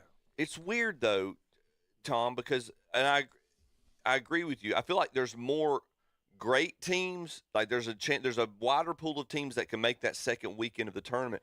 But you watch, especially since the transfer portal started, upsets in the NCAA tournament, specifically the first weekend, are down. So it's like the level of great teams has gone up, the level of teams that might shock you has decreased. It's like the haves and the have-nots has really because got they can't really get a stud because somebody else can pay them to stay. Well, that you said that, Tom. At what point does our NASCAR hero actually put the money in to invest in paying the players at North Carolina and the basketball team? I don't think he's going to do that. I don't think he's. I don't know. He owned a whole basketball organization and wouldn't put money in it. I don't know if he can do that without having a say in it. That's the problem. He put $200 million in that. He's a multimillionaire cheapskate. I mean, there's no shortage of those. So there is no shortage of those. Well, hold on. So they're already Team Jordan is already the sponsor of the team already. He's obviously doing well in NASCAR. He has plenty of money to spend. He's just now doing well in NASCAR. He's got money. Will is my point. He's got. What are you talking about? Poor Michael. No, but you brought up his NASCAR. That team just started when they just had a great season. I'm just saying they're making money. I ain't even getting into the fact if they're spending how much they paying those drivers. They just came out and said he's making money. Whether they're winning or not, he's making money. But my point is that at what point does North Carolina sit there with knowing that he has all those billions and millions of dollars, whether it's him, Team Jordan, or Nike in general, and get that backing? Because if you want to keep that team, if you want to be good, you're going to have to pay the money. You're going to have to. So you Carolina fans, that's true. You can, and I got. But that's why they went to Dubai to get that money. To where, they did go to Dubai. Well, Belichick went for the football. I don't think he asked one bit for the basketball team. He didn't ask for anything from the basketball team. Don't imply that Bill Belichick's selfish and self-absorbed. Please don't imply But that. with basketball only needing 5, 3, 4, 2, 1 star in a team, it would be way easier in college basketball for Michael to do that as opposed to affect it as an owner. And what other owner has affected an NBA team? Everybody says Michael did bad or this. What can you name another owner? You're like, man, you know what? That owner. Who did good. I won't say owner. Isaiah was not a good GM. Yeah, who's a good who do you say good owner? That guy and that owner is the reason they won the championship as opposed to Steph Curry, LeBron, Michael. Magic. They're the people they won the championship. I was going to say Magic's a better businessman than any of than the rest of them. Basketball. Well, but he's up with the Lakers too, isn't he? Yeah, he's over there with the Lakers. No, he got rid of he sold it. He sold the Did he sell the shirt. share? Yeah, Okay. they got in a big argument. Oh, that's right. Yeah. He's not a big LeBron fan. Oh. him Well, and Jeannie got into To it. your point, Kevin, back to a point you made earlier, Carolina's got to define what is their definition for success every year. Correct. Because every school needs to. This is not the Yankees that spends bukus of billions of dollars and they know it's championship or bust. This is. I mean, I feel like that with. But Tom, we talk Big Ten money all the time. Where's Chapel Hill going to get their money? Yeah. The pool of Somebody's teams just got to give it. Yeah, the pool of teams that can win a national championship has gotten bigger. The pool of teams that can upset teams the first weekend has gotten smaller, but the pool of teams that can win a national championship has gotten bigger. I think basketball is going to have a better chance at some point of a team, one of these small schools pulling it off. Think about if you're Davidson or when you were Steph at Davidson, and when's the next time someone like him comes through, makes a run, and he says, "I'm staying at this school." Right. It's and then almost impossible. And then, well, it happened. Back then, before the transfer NIL and the transfer portal. But the reason Steph did is because he didn't need the money because his dad did. It didn't have anything to do with that. Duke wanted him to come. Yeah. He was getting recruited to transfer. That's an extreme. That's an. But what I'm saying is that there's going to be a point where someone like Davidson's got Steph in the house. If it happened once, they make a run. All they got to do is call Caleb Wilson. Mm-hmm. Big donor. We call Caleb. $20 million come play Hey, this year. Just come. Boom. Yeah, now we got just come Steph and Caleb Williams. Now we're making a run in the tournament. It's all going to take one donor from those. Basketball was going to be way easier to get a good run from a small school like that. Now you're talking about the depth. The big kids in the depth. Indiana is proof of the big money making a run at the small. We've seen in basketball though. These kids, if the team get all freshmen come out, you got Carmelo and LeBron, and then all the next year's like, hey, let's just go play over it. We've seen blue chips. It's going to take. We know this money. There's going to be schools that are going to throw money at three guys. It's going to take a sixth man that wants to be in the starting five at a school like that to do it, because you're also looking at a guy who's looking at potentially his draft capital going down if he goes to a school like that. Now here's the thing about North Carolina, and a point that I want to make. You want to blame Hubert? You want to talk about expectations, Chip? Yeah. My expectations growing up as a Carolina fan was that not only were you going to see these players playing on TV every week, you're going to see them in the SEC tournament, you're going to see them in the NCAA tournament, hopefully maybe in the Final Four, but you're also going to see these players on TV one day as professional athletes. Mm-hmm. Will, trivia question for you. Who is the last basketball player recruited and played at North Carolina to make an NBA All-Star team? It's been a while. Vince Carter? You're extremely close. Who's his brother in crime from Charlotte, North Carolina? Stackhouse? Oh, my God, he's from Kinston. No, he is from Kinston. May. No, who was Vince Carter's play partner? Oh, my gosh, y'all were going blind. Anton Jameson from Providence High School. God, yeah. So dang. Harrison Barnes has not made an All-Star team. Okay. Yeah. That was going to be my guess. Anton Jameson, recruited and coached by Dean Smith. So for you Tar Heel fans out there, Dean Smith, I think, had like 15 NBA or 20 NBA players, about 10 All-Stars. Not once since Dean Smith has retired has the University of North Carolina recruited an NBA All-Star?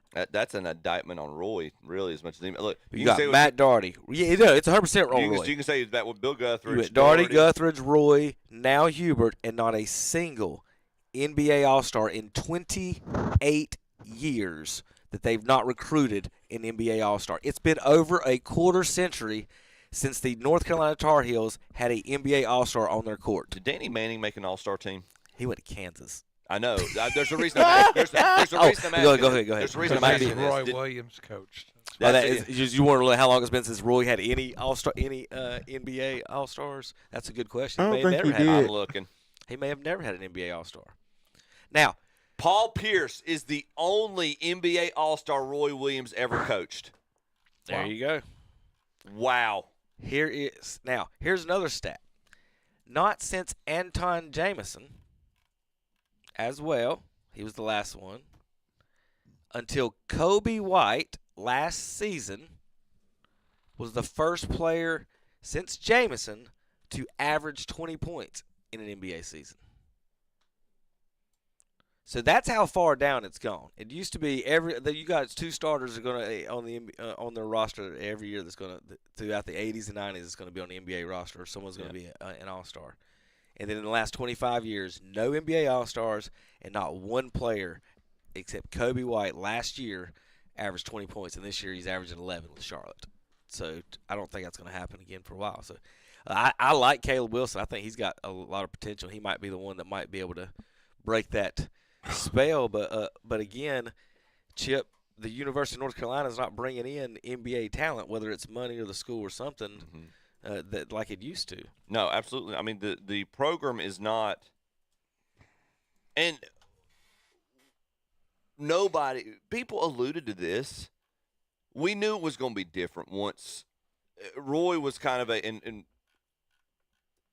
Roy kind of made people harken back to the days of Dean because he was a direct connection.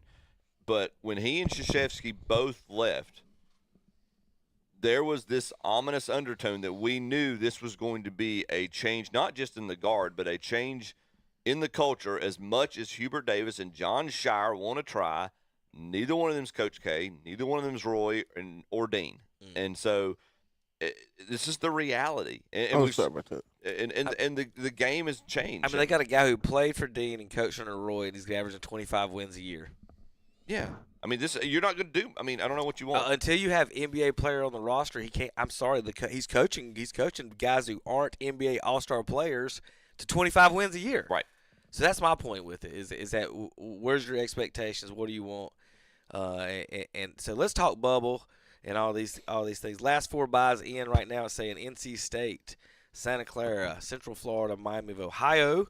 Last 4 in Missouri, VCU, SMU, and Texas. First 4 out, Oklahoma, Auburn, New Mexico, and San Diego State. The next 4 out, Indiana, Stanford, Cincinnati, and Seton Hall. Do you like arguing over who's the 69th and 70th best team here, Tom? Television does. They like to argue about that, man. Who are the last 4 in? That's the stupidest thing ever. They act like if they somehow sham the 68th best team, Tom, that they're going lost a chance to win the national championship. Oh yeah, I know. Yeah. So Virginia beat NC State in the tournament. They had enough. I can't remember. Looks like here they lost to Duke. They lost to Stanford. And then they beat Pittsburgh and then lost to Virginia. So they're stumbling into the tournament. Not real. On 4 flats. Sorry. Stanford wasn't that good this year. They beat them. He probably did. Probably belabor this point. Danny Manning was a 2-time All-Star. He left the year before Roy started at Kansas. He was under Larry Brown. I used to think it was hilarious when Rasheed Wallace called Larry Brown pound for pound. Do y'all remember that? Called him pound for pound. Pound for pound is best coach in the NBA. I guess I never really understood why, but it was just funny. Pound for pound, Brown. Pound for pound. Yeah. So there is a lot of people in the Carolina fan, and a lot of people in the NBA that will say that Larry Brown's one of the best basketball minds, if not that will back up the Rasheed statement on that. How about let's by conferences, guys? 10th place, SEC gets in the playoffs. How you feel about that? Should we have a limit? Like what do you have? Like how does coming in 10th place will prove that you belong or a chance to win the national championship? Hey, Villanova did it, right? But they're not the lowest seed to win it anymore. What's the lowest seed to win it? Well, they weren't 10th in their conference, I would imagine. The lowest seed to win the tournament. Yeah, I know. I don't know. I think it might be like 7 or 6. Villanova was an 8. Oh, well, then they might be the lowest then. Number let's 8. see. Number 8. Yeah, it's still Villanova, 8 seed. Huh. Yep. What was Since 1985, three other number 8s have reached the final but lost: Butler, Kentucky, and UNC. Connecticut won as a 7. Several 11 seeds have reached the Final Four: LSU, George Mason, VCU, Loyola, Chicago. Remember Sister Jean out there Yes. praying for him. UCLA in 2021. Didn't NC they make State. the Final Four? Do what? Didn't they make the Final Four? Yeah, they did. Been a lot Sister of Jean Final was Fours. out That was like a 16 seed or something, a 15 seed. No, 11 seed. 11 seed. So the okay. 10 seeds in for the SEC folks right now are the 10 teams over 500 in the conference, or 500 or over. Texas is at 500. Everyone else So is there. So mediocrity gets you in the tournament. I think because In the SEC. we need to sell chicken wings, beer, and now we have sports betting, you're never going to see this go away. Really, if Villanova is the lowest seed ever to win in over 40 years, And what seed was why isn't this a 32-team tournament? Correct. What seed word did you say? 8? 8. 8. Yeah. Because we love to see the double-digit seeds win the first weekend. That's No, but it's about beer, chicken wings, and Yeah. sports betting. Yep. I mean, it's a total waste of time. the Get rid of those 32 bottom teams and let's go. The first weekend's not about the championship. The first weekend It's about beer and chicken and wings, money. man. It's about It's about Buffalo money. Wild Wings. Let's go and get slammed and watch Loyola play Connecticut and wager on that. I mean, That's all it is. I don't know. But there's You know? tell me, and I understand your principle of your argument is sound, Tom. But I don't know. Maybe I'm in the minority. The first weekend of the tournament's fun. It is. It's fun. It's stupid. I think It's stupid, man. I think it's pretty fun as well. I'll watch it. I watched the first And weekend. I look forward and to the and first if a weekend of the Duke- tournament. And if a Duke team that's favored to win can't beat Howard, then you don't deserve to make the Final Four. All it then. does is make people call in sick to work so they can watch VCU play Kentucky at 11 o'clock on Thursday. They don't call it sick no more. They just don't show up. They work, just they don't work show up. remotely. They work remotely. They tell him, hey, Hey. tournament starting tomorrow. You know I'm gonna watch this first weekend. I'll see y'all Monday. Well, I'll tell you what, they better watch it. The jobs report wasn't good last month. North Better watch Carolina, that. North Carolina is at a 6 seed right now against 11 seed Florida. NC State a 10 seed. It's against 7 St. Mary's. Clemson a 7 against UCF a 10. Up in the other I've got ones. High Point as a 12 seed. Look at that. High Point at 12 High- against St. John's. You know, I drove by that. I used to work in High Point, and I drove by Have you that been in college. that campus? Yeah, It's nothing like it's completely It's pretty. transformed. That's pretty. They put some money into it. it was under construction when I was. Of course working it there. was. It's been under construction for 25 years. It was under construction, but they had just finished the lacrosse fit. I mean, it's How about massive. I was like, why do they not have a football team? How They about got those this massive Akron stadium. Zips getting the conference title win over Miami and getting Is Vanderbilt. Miami in? Are they going to Yeah, let Miami yeah, in? they're saying they're in. They should. How high, Chip? They say they want them. You ready for them? Well, I don't know where Look we at going. those 116 seeds. They can put them easy. Look Put at 'em that. over there. Oh, How I- high can we get against Duke? Do you know the answer to that? We can get Lehigh. That's how high we can get. Okay. Will, you'll take a gummy and get Lehigh with me this week when they I am not against taking any and watch gummy. the Duke game. Here I You am. gonna bake some brownies? Here you are sleeping. Here I am, a deacon in the Lord's house, and he gonna say, take a gummy He just with me. asking. He just I didn't say with me. I said, well, I did. You want to take? I was just trying to say with Lehigh and Duke. I did say. I guess I did. That's all. I said, you want to cuddle and watch Duke with me? We'll cuddle and watch. Anyway, Lehigh is actually they're holding up a bunch of signs that they want Duke, so because after they upset them, I want you, Duke. a few years back, they want them again. So Villanova. Ohio State and Villanova. How about that? Villanova. That's not good. Do either one of those teams have a winning record in the conference? Villanova's an State does, 8 seed. yeah. They Ohio- won. Ohio 12 State and 8. does. UConn is a 7 seed. They won in 2014. Kansas is a 6 seed. Won in '88. Ohio State's won, but it's Kevin. It's not been till recently they won like 3 or 4 in a row in the conference. They were about 500. Last time y'all was good. Y'all had that guy that was 30 years old playing center, Greg Oden. Greg Oden. Well, I look back, we haven't won the Big Ten tournament in 12 or 13 years. He spent all his good years in college. He did. He came to He the. got shot or something, or shot himself or something. He came to the pros and Holtman had some big shoes to fill when Thad Matta left. Signed And up he just was able to reach the promise or the Well, expectations. Diebler is the master of blowing leads and losing close games. Tar Heels are 24-8, 12-6 in the conference. Light the torches, Tommy. You do know that Dean Smith.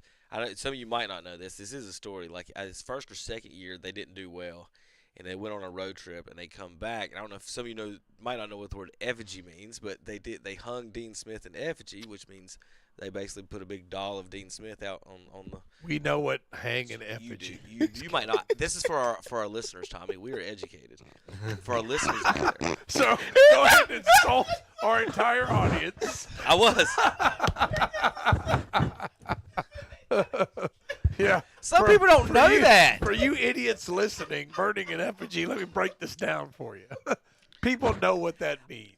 We do when they do interviews on the streets, Tom, and they don't know who the first president of the United States are. I guarantee we can walk up and down, pick a street. I mean, I get it. I did have Cause first the girl who called in for the Will was talking about a minute ago. First president, Marvin Washington. When I was talking about the Constitutional Convention, I said the oldest delegate there, compromising voice, a republic if you can keep it. And then everybody looked at me like I was like, and I said, Joe Biden? He's on the $100 bill. Oh, Abe Lincoln.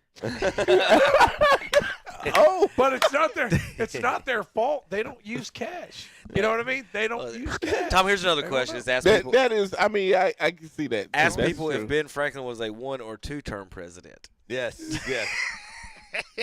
That's like asking how many animals Moses put on the ark. Like the movie Dead Presidents is like, well, 2 of the most common bills, tens and hundreds, are not presidents. Yeah. So, All right, so there's our some fun college basketball. We're gonna fire all the we coaches.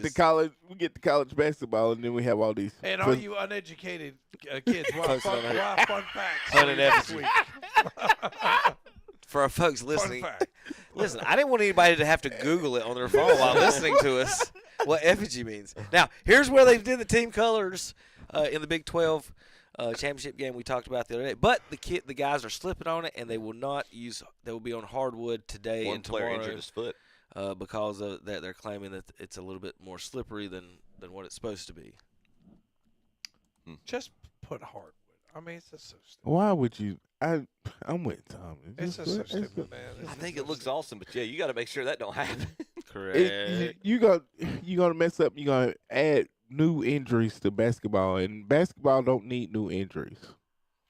All right, I think that's about it. So there's your bracketology, ACC. We got Duke basketball tonight here on KTC broadcasting. So if you guys want to check that out, the Dukies and ACC tournament, I guess the folks in the area can go check them out here in town as well. I do have, let's see if I can find the picture of one of the first games here.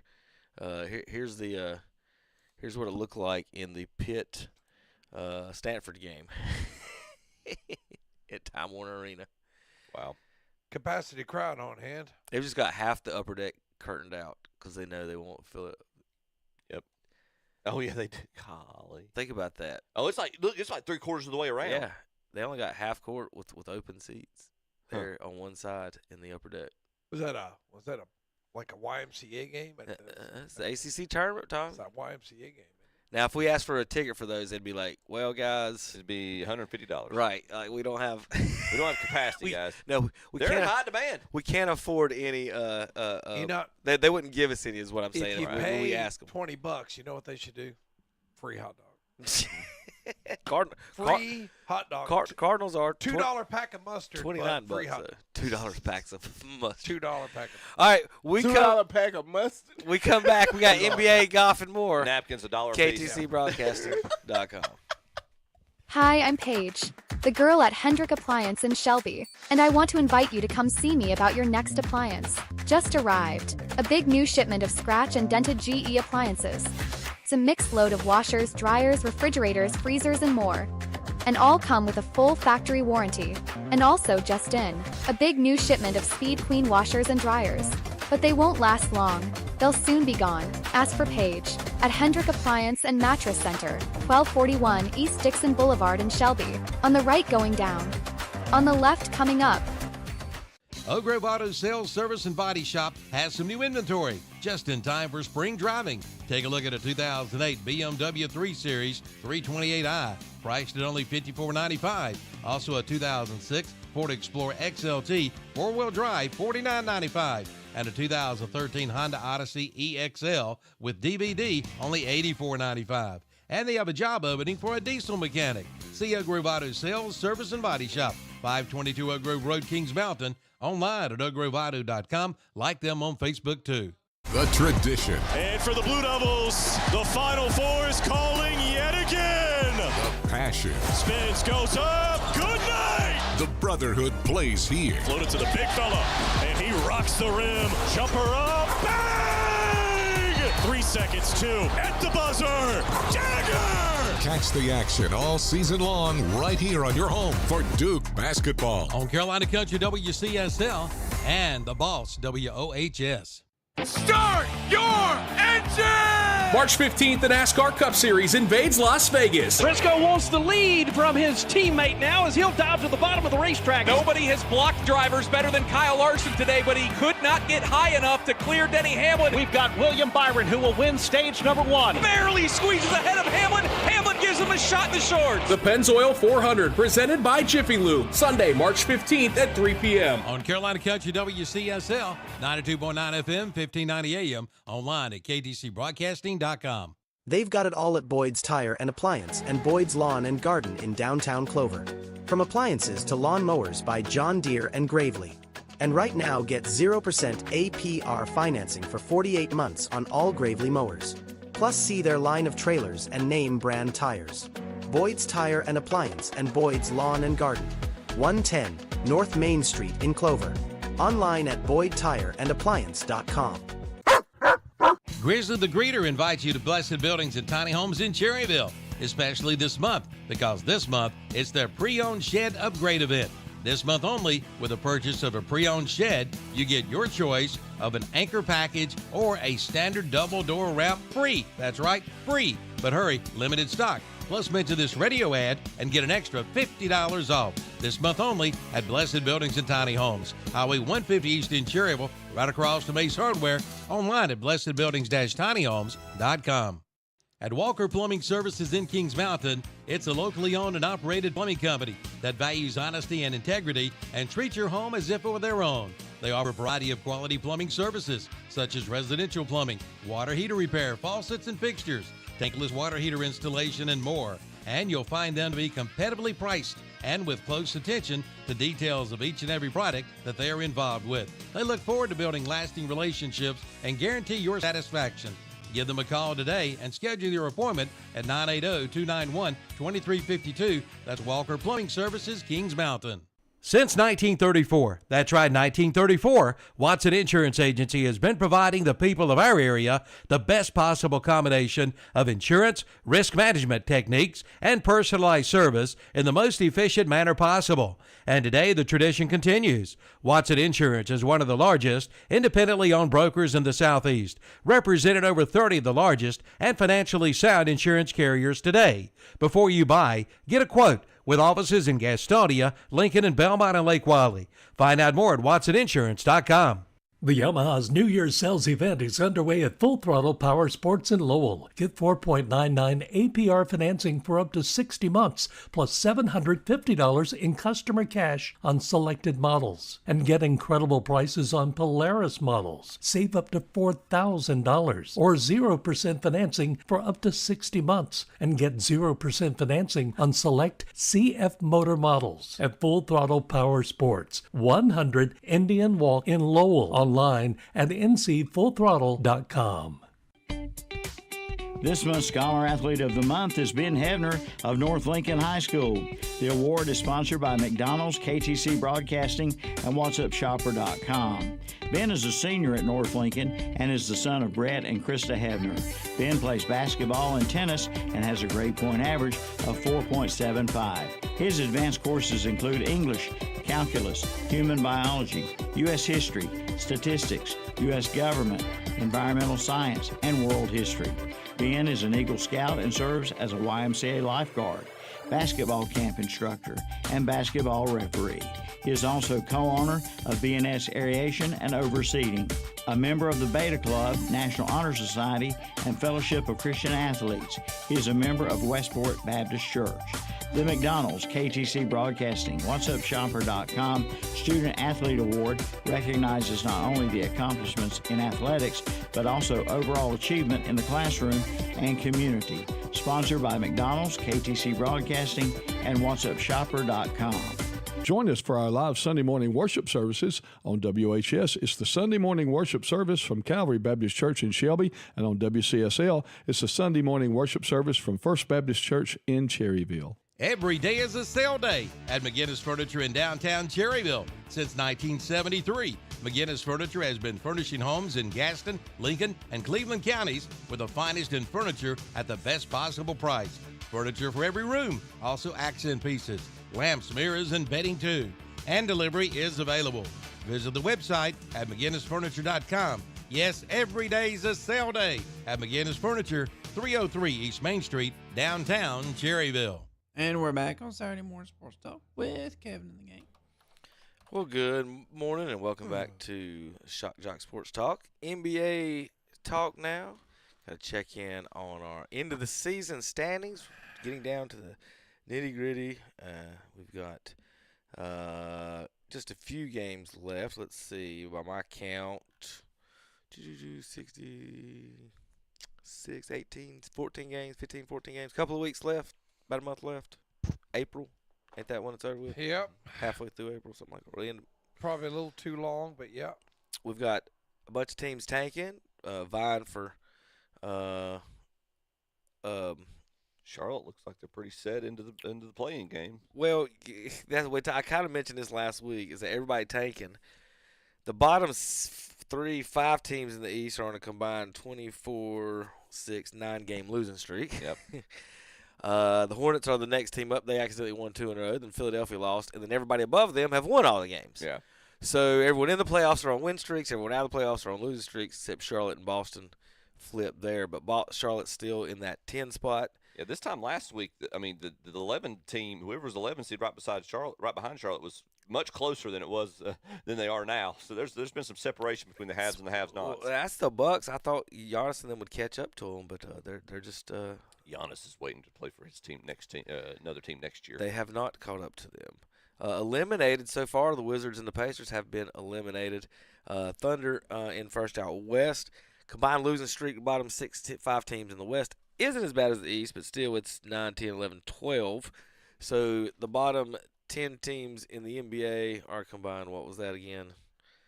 12, 24, 34, 38, 41 straight losses by the bottom 10 teams.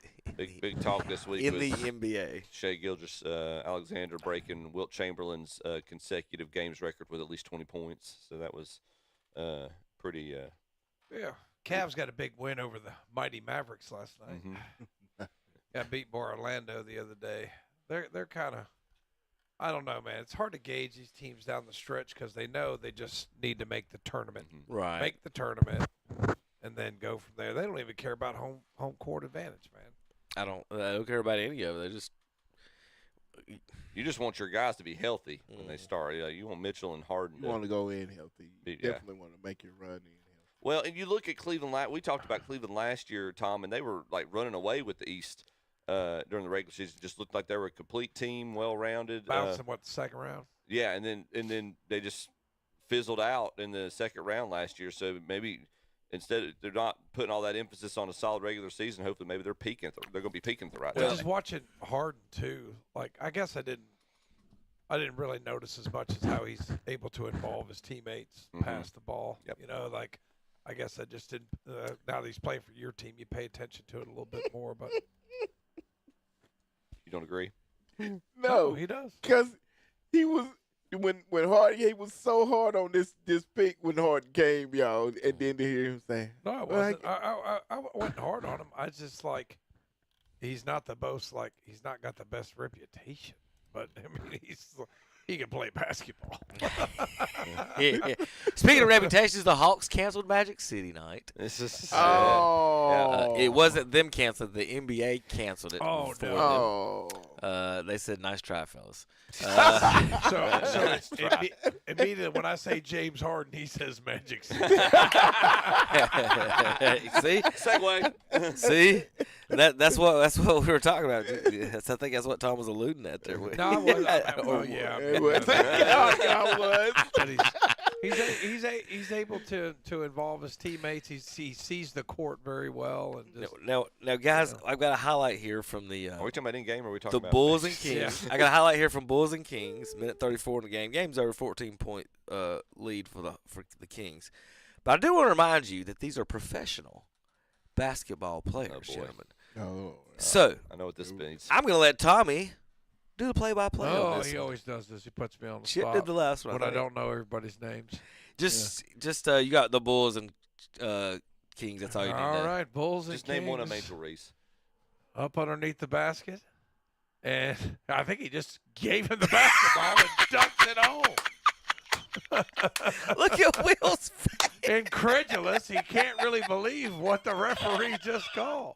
That's not Zach. That's not Zach Mayhew, folks. What happened? Zach, you're tan. What happened? I don't know what he did. Here's the replay.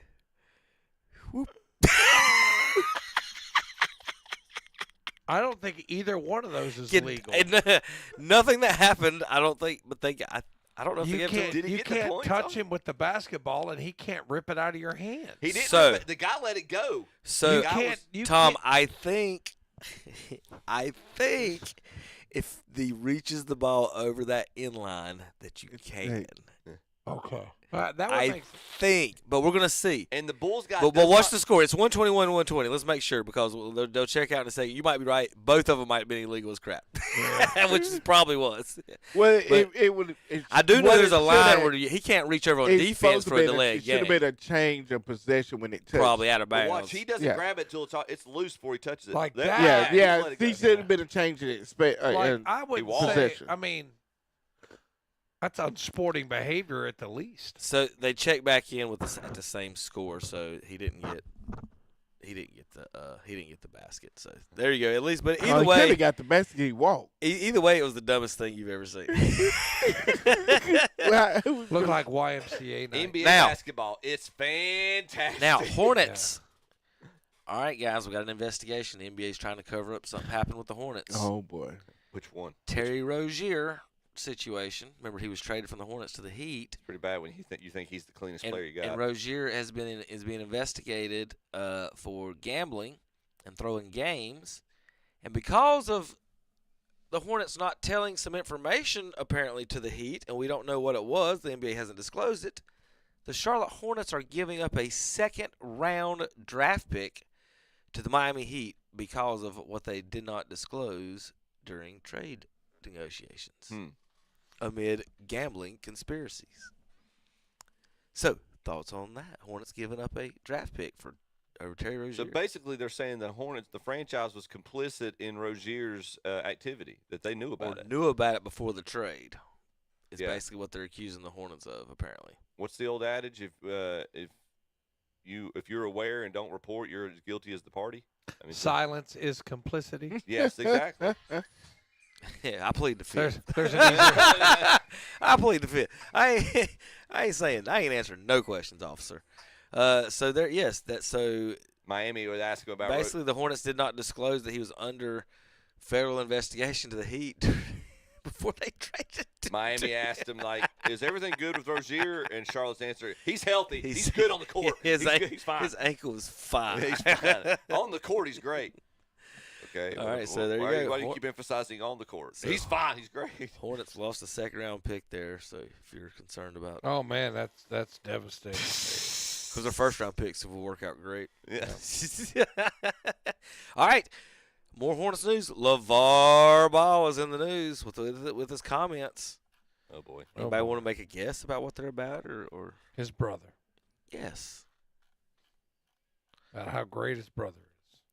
I've got two different comments. One about his brother, the other about his lovemaking. Which one would you like the first comment on? Oh, my God. First, we'll go with, if Charlotte wants to do anything to get in the playoffs and do damage, you got to have Lonzo Ball on the team. Right. Tommy, thoughts? He's never on the. He's never plays. He said just on the team. Didn't say on the court. Will.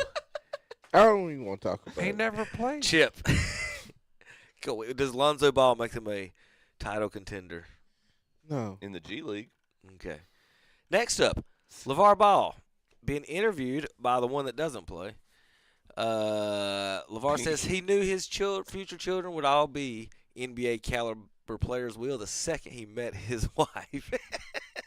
Right.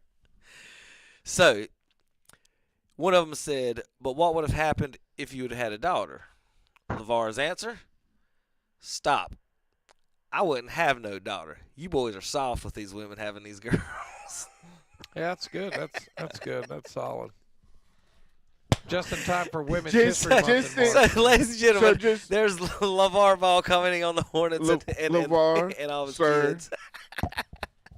Just for the fact that, Apparently, I'm soft. so that you know, Yes, Chip. just so that you know, your wife made those boys. You didn't.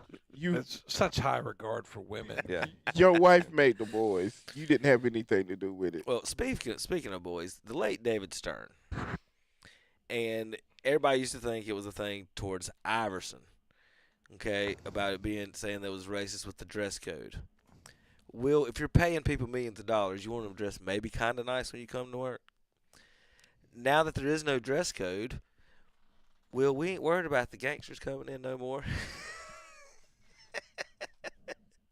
Here is some NBA players entering. That's not gangster. I know that. That's what I'm saying. They ain't dressed like that. They're dressing kind of soft nowadays.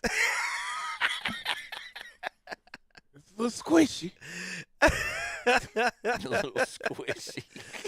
But we got just T-shirts, and I don't even know what this is. It's a leather suit. My boy right here has got leather pants and a tight little shirt on. I just we could have had Armani suits. I missed the days. But Stern's point was, if Michael Jordan can walk in here in a suit, which he did every game. Yep. Yeah. He didn't. He had his own track suits. He could have walked in there. He didn't. He walked in there wearing a suit. Like, hey, I'm paid $1 million. Dress like the job you want. If the goats dressed wearing a suit to come into the office, maybe you ought to take a cue.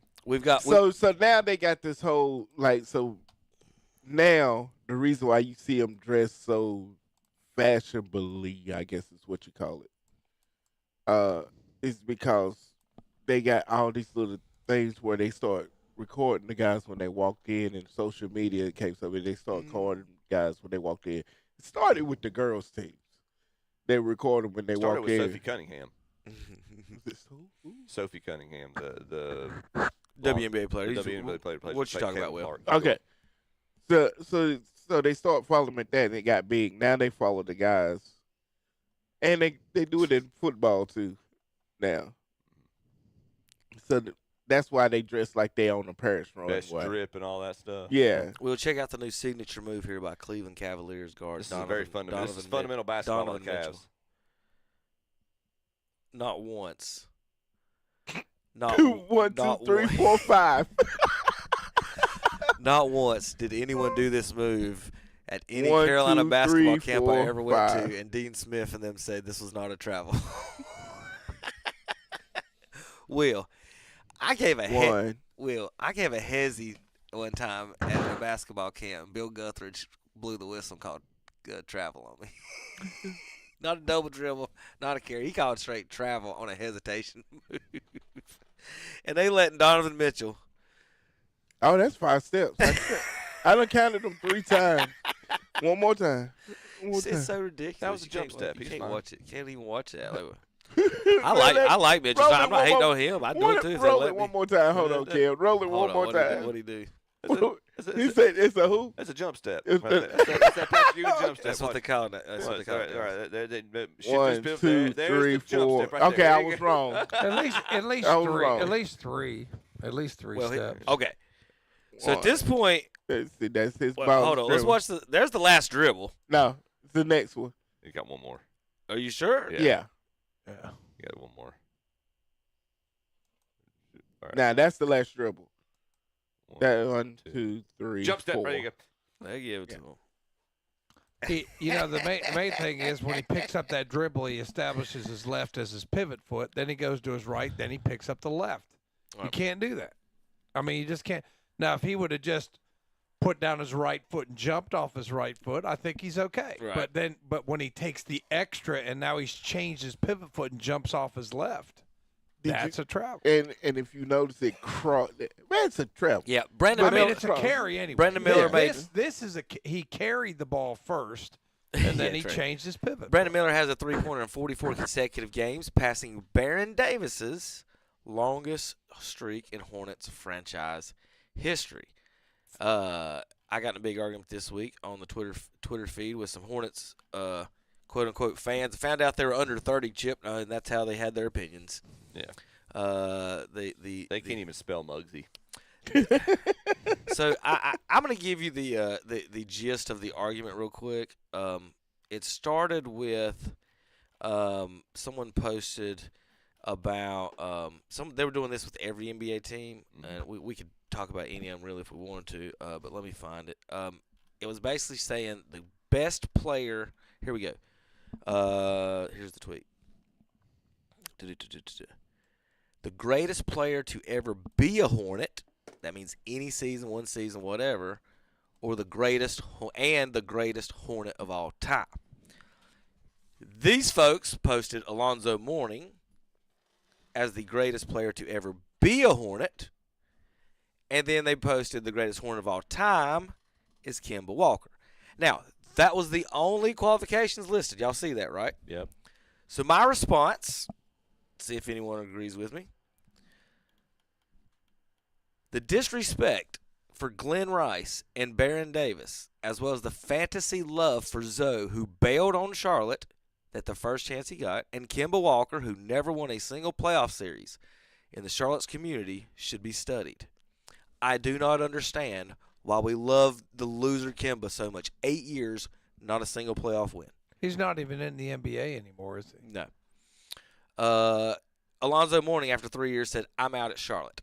So I responded with Glenn Rice. Now, I didn't say in Barron what I thought what they were, right? I just said that they need respect, and Zoe gets way more than he should, and Barron don't. They just read you the Barron stat. Will, if you go into the park, you doing pickup, any point in whatever, Baron Davis and Kemba Walker is there on the court, who you picking? Oh, Baron Davis. Thank you. Anyone who's ever seen Baron Davis plays says that.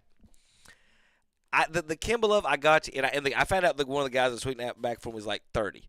And I said, I get it. Y'all's generation, that's what y'all had. Y'all got to watch. That was the only player on a losing team. And y'all loved him. But Glenn Rice won All-Star MVP when they actually played the game, and Michael Jordan was on his team. Like, this ain't – and he's like – and the guys were like, that's just a exhibition game. I'm like, okay, I know you guys don't get it because you're 30. Michael Jordan wasn't letting anybody just win the MVP. Yeah. Y'all don't understand that. Yeah. Michael went like, difference okay, between Glenn, Michael go and ahead. LeBron. Right, go ahead, Glenn. No, that's not what it went. Now, then I went and looked at playoff series, guys. So they responded, what has Baron Davis or Glenn Rice ever done while they were Hornets? My response was, the Hornets have won 4 playoff series in the history of the franchise, y'all. Is our computers hooked up? Yeah. Yeah. This is what Baron Davis has done. Let me know when you're ready. I'll have to hit the button. Yeah, Glenn Rice was only in Charlotte 3 years. Yes. So that was my point. So was Alonzo. If Alonzo's allowed to be, then Glenn Rice is. Right. It was. I responded to the guy. I can't. Maybe not. Chip. That's all right. All right. YouTube Baron Davis dunk. You want to know what Baron Davis did? That's what he did. Oh, I know his dunks. You know that's why. That's why I said when I said the park and stuff, like Kim will cross you over and he wasn't he wasn't with the Hornets when he did this. Baron Davis going boom on everybody. Yes, the Warriors game. The Warriors game when when he dunks on Karolinko. Like I love Baron. Like Baron Davis is so. With that said, yeah. So finally going back and forth between the guys and whatever, they dismissed. So of the 4 playoff series, Glenn Rice won one of the playoff series, and Baron won 2 of the playoff series. Glenn Rice's most productive season was in Charlotte, 96, 97. Yes. So, like, to me, however you want to word it, if you want to say the greatest player to ever play for the Charlotte Hornets, whichever Carolina Country, WCSL, 92. The argument for me is Dwight Howard and Glenn Rice. Their argument was Alonzo, and I'm like, if it's ever player ever who put on a jersey, it's Dwight Howard is the greatest ever because he put a jersey on for 1 year, and he actually has the team record for field goal percentage. I just about to say, when we say greatest player, but Tony Parker is in there as well. Do we talk about do they have to have actually suited up? If we have their rights, it's Kobe. No. Or Shai Gilgeous-Alexander. Or SGA. We drafted him too. Yeah, right. We drafted SGA. We're really good at drafting. We're just not good at keeping him. So again, I think the greatest Hornet of all time is Glenn Rice. I think the greatest Hornet person to ever be an actual Hornet for any time is probably Dwight. If you have Alonzo to Mourning if you have to never. do that. Let me see. Here. I have a hard time. I have a hard time. The sentimentalist of me, when I think Charlotte Hornets, the first player that comes to mind to me is Grandmama. Oh, listen. If you had a one-on-one tournament of everybody ever played for the Hornets, he probably wins it. Yes, that's. Will, what do you think? Without doubt. Yeah, it's him or maybe Eddie Jones but Larry's big enough to play with Dwight Howard and Alonzo too. So I don't know if Eddie and them. Eddie would bully both of them. And Glenn Rice. He would bully both of them. Right. So, but LJ was what LJ was. Everybody thinks Charles Barkley was. Yes. Not as good as. Barkley is greater than what everybody thinks he is. Yeah. If he hadn't hurt his back. Right. Yeah. Everybody talk on the same lines of him and Barkley. Now you want to talk about the dunks? The LJ dunk on when he was with the that Knicks dunk was pretty nasty. All right, so I think that's about it on my NBA notes. We're gonna come back and talk. We've got more. Will has some NFL news and notes he wants to go over, and I've got some golf news and notes and some more fun tweets to talk about here to end the show. Before we have a happy weekend here in the ACC tournament. Happy. One more basketball stat I do have here. High school basketball, a couple of them. Well, we got one college stat. We didn't talk NBA. Bam Adebayo. We're going to have to do that right now. Give 4 minutes. Will can get it. We'll do golf next week. It's not that important right now. Bam, 83 points, beating Kobe's record this week, and a lot of people are mad about it the way they did the fourth quarter with intentional fouling. And between both teams. Will, how you feel about that? Meanwhile, this week, this kid from Grinnell College dropped 138 on 27 of 71. He shot 71 threes in a game. Now, a kid at Bessemer, Ty Carter, has the record in North Carolina State, or 17 threes in a game. He scored 138 points in one game. Yep. He had 138 points in one game. He was their offense. Yep, there's their stats. He shot 100. How many possessions you get? Carolina. How does that happen? Carolina wanted over 100 possessions a game. He shot the ball 108 times. At some point, like Tom just said, at some point does the defense not double team him at all? Can we do a reverse box and one and 4 guys guard him? And 38 points. So Bam had, I think, 41 free throw attempts in this game. Wilt with 100. Bam now with 83. Kobe 81 in the all-time scoring. Let's see, any comments, thoughts on those? Yes, that means Bam's the second greatest player of all time. I don't know how we do these things. He's better than Kobe, definitely now, right? Right? Is that how we say these things? All right, Tom. A few years ago, I was telling Chip, and I've tell everybody, one of the things that I've seen before is one of the best girls basketball teams I've ever seen was Cherokee girls. And I was telling Chip about the arena up there. Have you ever been to it, Tom? Will? I've been to the campus. I've not been to their basketball. It's 5.7 a shot. I'm sorry. I just got hung up. I had to see. I was like, I'm gonna pull it up here. 5.1 point a shot at 27. So I think they got the nicest basketball gym in our arena as far as high school. That's Cherokee. In the state. Yeah, this is Cherokee. Yeah, that's the big money. So that's they football stadium. That's the Harris basketball. Yes, sir. Up That's top that where they're football standing stadium is actually like a indoor walking running track too, so that you can use that for exercise and PE.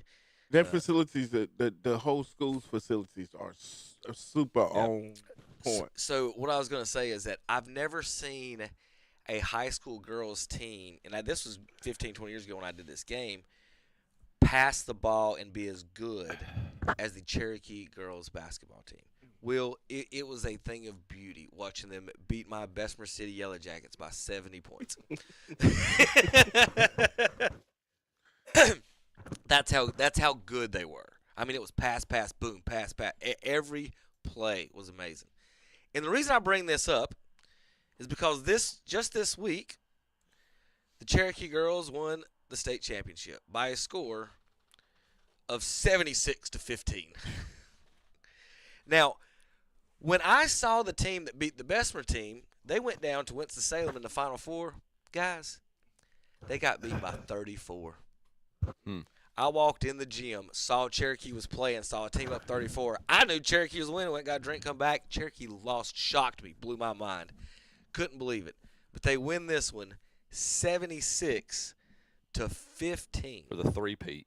Wow. So I'm telling you, if you get a chance to ever see them, whether even if you don't go get to see to actually see the stadium, if you get a chance to see them come locally, go watch this team play.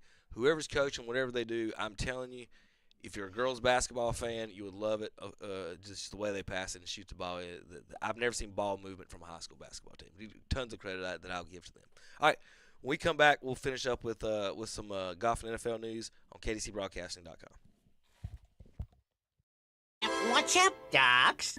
That crazy rabbit is back. It's the bunny with the money. This year, someone will win a $1,000 shopping spree at one of our local merchants, paid for by the bunny with the money. Register today at Marburger Chevrolet on West Dixon Boulevard in Shelby, at Carolina Furniture Mart, North Aspen Street, Lincoln, at All Carrier Insurance on West Dixon Boulevard in Shelby, at West End Sales on Highway 18 North in Vale, at Bradley's on Highway 74 East in Shelby, at Pro Wellness Chiropractic on Clark Drive in Lincoln, at Whiskey Mill Bar and Grill on Pennsylvania Avenue in Bessemer City, at Scoop-A-Doodle Ice Cream on College Road in Boiling Springs, at H&M Industries Highway 74 west of Shelby, at Georgia B's Boutique on North Mountain Street in Cherryville, at Cotton Seafood on the Gastonia Highway in Lincoln, and at the Great Outdoors Highway 150 East in Cherryville.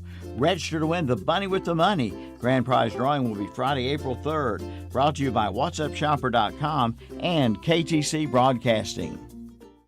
If you need some gas lines run, call Today's Pro in Shelby. For residential or commercial, they'll have you hooked up in no time at all. And now's the time to jumpstart maintenance on your gas logs. And they sell famous White Mountain Hearth gas logs with the best prices in town. And don't forget, they fill propane cylinders. For sales and service, see Today's Pro, located at 1325 East Dixon Boulevard in Shelby. Call 704-600-8393 and like them on Facebook too. That's Today's Pro. Grizzly the Greeter invites you to Blessed Buildings and Tiny Homes in Cherryville, especially this month, because this month it's their pre-owned shed upgrade event. This month only, with the purchase of a pre-owned shed, you get your choice of an anchor package or a standard double door wrap free. That's right, free. But hurry, limited stock. Plus, mention this radio ad and get an extra $50 off. This month only at Blessed Buildings and Tiny Homes. Highway 150 East in Cherryville, right across from Ace Hardware. Online at blessedbuildings-tinyhomes.com. Come check it out. The brand new, newly remodeled showroom at Carpet One Floor and Home in Ranlow. Floor shopping is easier than ever now. You'll find a large selection of carpet, hardwood flooring, vinyl plank, laminate floors, and tile, with an unbelievable selection of styles, stains, and finishes. So stop by soon for special remodeling sale prices at the newly remodeled Carpet One Floor and Home, 2757 East Ozark Avenue in Gastonia. Give them a call at 980-285-8617 or go online at carpet1gastonia.com. It's time to declare war on your yard with a visit to Tri-City Outdoor Power Equipment in Forest City with a new Warhawk mower. Featuring intelligent design with military precision. They are built for mission-ready performance and made in Texas, United States of America. And for first responders, take 25% off. For veterans and active duty, take 30% off. And they come with a 6-year warranty. And with every Warhawk mower sold, a percentage of the proceeds will go to K9s for Warriors. See the new Warhawk mower today at Tri-City Outdoor Power Equipment, 221 Daniel Road in Forest City. It's time to start planning for spring, and Southern Equipment Rentals in Shelby is there for you. Why pay thousands to buy when you can rent equipment for hundreds? Check out the Stinger Aerator with seating box, also Skag zero-turn mowers, skid steers, and mini excavators. Southern Equipment Rentals in Shelby has a new Jackal in stock, plus tillers, edgers, paving breakers, pressure washers, and more. Get ready for spring. See Southern Equipment Rentals, 622 North Post Road, Highway 180 North in Shelby. Open 8 to 5 Monday through Friday. Online at screntals.com. And we're back on Saturday Morning Sports Talk with Kevin the Gang. I was going to let Will talk football, but I've changed my mind because I got funny golf stuff because I wanted to ask. Wyndham Clark, known for being a kind of a jerkwad, basically, on tour. Yells, fusses, cusses, complains, breaks things, does all kinds of things, and acts like a jackwagon on tour, basically. But, you know, he had time to play around with Kay Adams a little bit. Is that the same reason you're swapping these drivers? Look at me knowing some golf. Yes. Yeah, I mean, sometimes it's nice to have a week-long girlfriend, you know? You just... Oh, yeah. I'm just kidding. Wyndham, are you kidding? I am kidding. But no, it's I haven't found the right one. And I think when you find the right one, you lock it down, okay? Can you talk to me about this? Because you've switched it. I mean, you're not talking about, this is like a couple times. You're just bouncing all over the place, swiping left and right on these drivers. We're still talking about drivers, right? Yes. Okay. Now, Tom, remember, she has this job because she is so good in her sports knowledge of golf.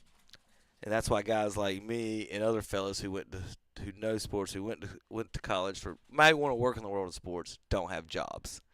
So Wyndham Clark can sit here and talk about swinging his club with Kay Adams. Now, that was him, and the only reason I brought that up because he is a big jerkwad. If you know Kay Adams, that's what she likes to do is interview guys and flirt with them. Kevin Durant is in love with that woman, and there's a lot of questions about that one. Now, the reason I did bring that up, kind of like Rachel Nichols and yes, gosh, what's his name? Jimmy Butler. Is I want to talk about club heads. This is what it used to be, boys. It's what Jack Nicklaus used to hit compared to what these boys are hitting now. Total big difference. Bigger, faster, stronger. Yeah. The athletes today, Tom, they're bigger, faster, stronger. Pretty soon the NBA guys going to be using WNBA balls and talking about. Yeah. Look at our shooting percentages. Right. Let's see. Got a couple more fun golf things. We saw that before Ian Poulter swapped that ball in the water. They're at Sawgrass this week. You'll see some concession prices there. Ultra non-alcoholic beer, Tom. For a non-alcoholic beer, $9.50. Any guys want one of those? Isn't that for like recovering alcoholics? I don't know, but it's $9.50. No, well, coffee's $3, water's $4.75, orange juice is $5.50. wine by the glasses anywhere is $12 to $14. Signature cocktails start at $15. It looks like, and then you can all get other kinds of stuff there at TPC Sawgrass this week. I do got a fun video I do want to show you guys about a golf rules. You know, Chip will appreciate this, how the rules of golf work. Every player in the field this week is going to try to hit it onto this island. But what would happen if they somehow managed to hit it onto that one? What happens if a player hits his ball there? This is a hypothetical. It hasn't happened yet at the Players, but it almost did in 2016 when Russell Knox, in the midst of a full meltdown, shanked one just to the left of Tree Island. That's a shank. He decided to re-tee. That's a shank. Oh, man. 5 years after that, in his final round, Brendan Todd came even closer. And that. A shank. So, what's the ruling? Stephen Cox, the Tour's VP of Rules and Administration, gave me the lowdown. First off, the entire island is inside the penalty area and thus is part of the penalty area. But you're allowed to play from the penalty area if you can, so in theory, a ball that lands on Tree Island is legally very playable. Question is, how do you get there? You could swim, but you'd have to carry a club with you, and there are alligators, so that seems like a pretty big risk to save a stroke or two. But what about a boat? What if, I asked Cox, that motorized skiff used by the maintenance crew was available? Don't forget, we have a motorized transportation rule which prohibits the use of motorized transportation. Like a car. It's no different to jumping on a golf cart, really, with which is motorized, and jumping on a boat with a little motor just to trawl you out there. Unfortunately, the rules aren't going to prohibit you to use that a little trawling motor. I had to ask the obvious follow-up. We're getting to the point of complete absurdity now, if we weren't already there, but what about a canoe that doesn't have a motor? Well, there you go. I think from a rule standpoint, it's not motorized. On that basis, go ahead and use what's available to you. Could an alligator I mean, that's the way my view is on this one. So the canoe's got to count as one of your 14 clubs, though. Could an alligator's tail not flip the canoe? It could. Or a kayak. That's the risk you got to take for saving a stroke, though, Tom. That's got to be a pretty big alligator, though. Well, and you look at the surface there on like I ain't the flat taking part no on the chance, island, Will. it almost looks like it's paved or something. So it's going to be very difficult. Well, also, Tom said they missed an obvious point. There is no canoe sitting there. Right. So it's not like he's got a canoe in his bag. Like he said, you could use a canoe. What about a life raft? Okay. What about an inflatable life raft? At least put a canoe out there for us, or a paddle boat. That's what that would be. Well, nobody's hit on the Nobody outlet. in the history Nobody's of the golf course. has hit on the The outlet. best solution would be the paddle boat. One year they had Kenny Mayne out on that island, and Kenny Mayne was trash talking the players during the practice from there, heckling from there. He was like the guy from Happy Gilmore. Now we have an update on the Kay Adams Wyndham Clark interview. Okay, we got an update. We have an update. Here we go. There's Amanda Balionis. Here we go.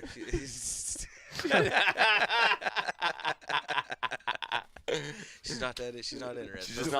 Her friend's there to protect her, Tom. And why don't these douchebags realize that professional flirters aren't interested in you anyway? I mean, it's just so. I mean, it's just like, why you fall for that? Like, how can you fall for that? I mean, it's so stupid, man. Whatever. Charlotte FC announces sellout crowd. In the lower bowl. Yeah. Anything you notice? Yeah.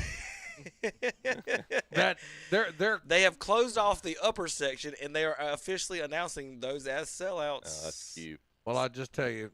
Here's how it started. You will love their coach. He's an English jerk, and every time I hear him talk, I'm like, Kevin probably loved this guy. He's just like he gets booted out of games for yellow cards all the time. I mean, he's just a jerk, total jerk.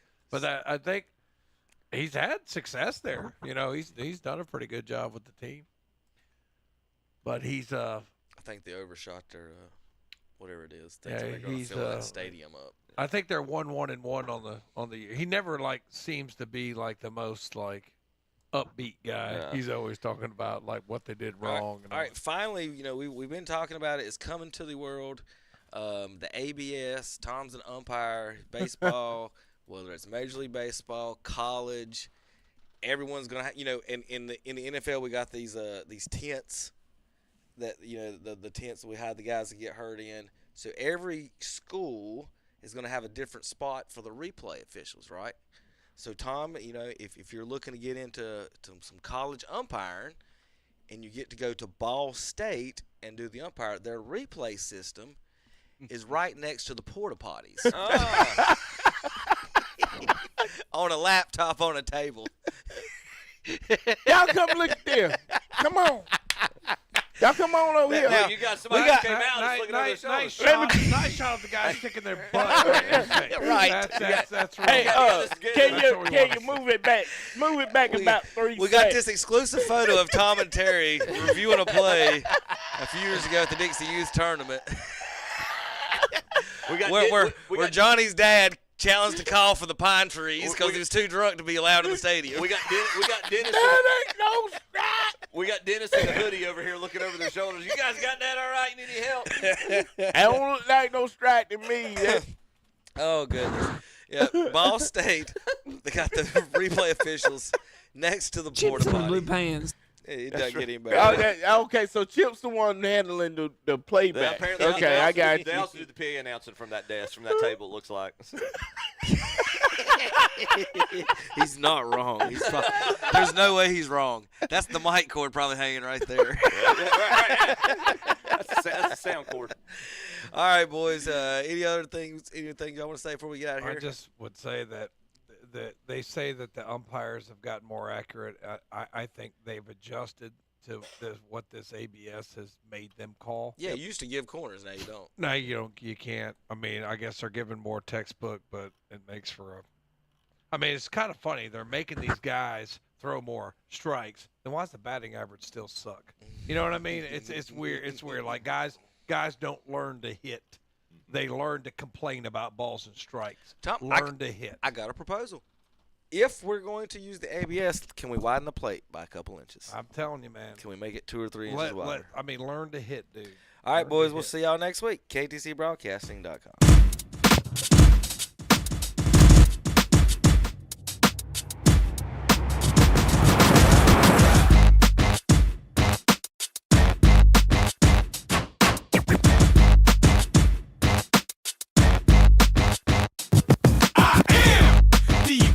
Man, I only do things incredible can, 'cause I am the seed of a chosen breed. You don't see too many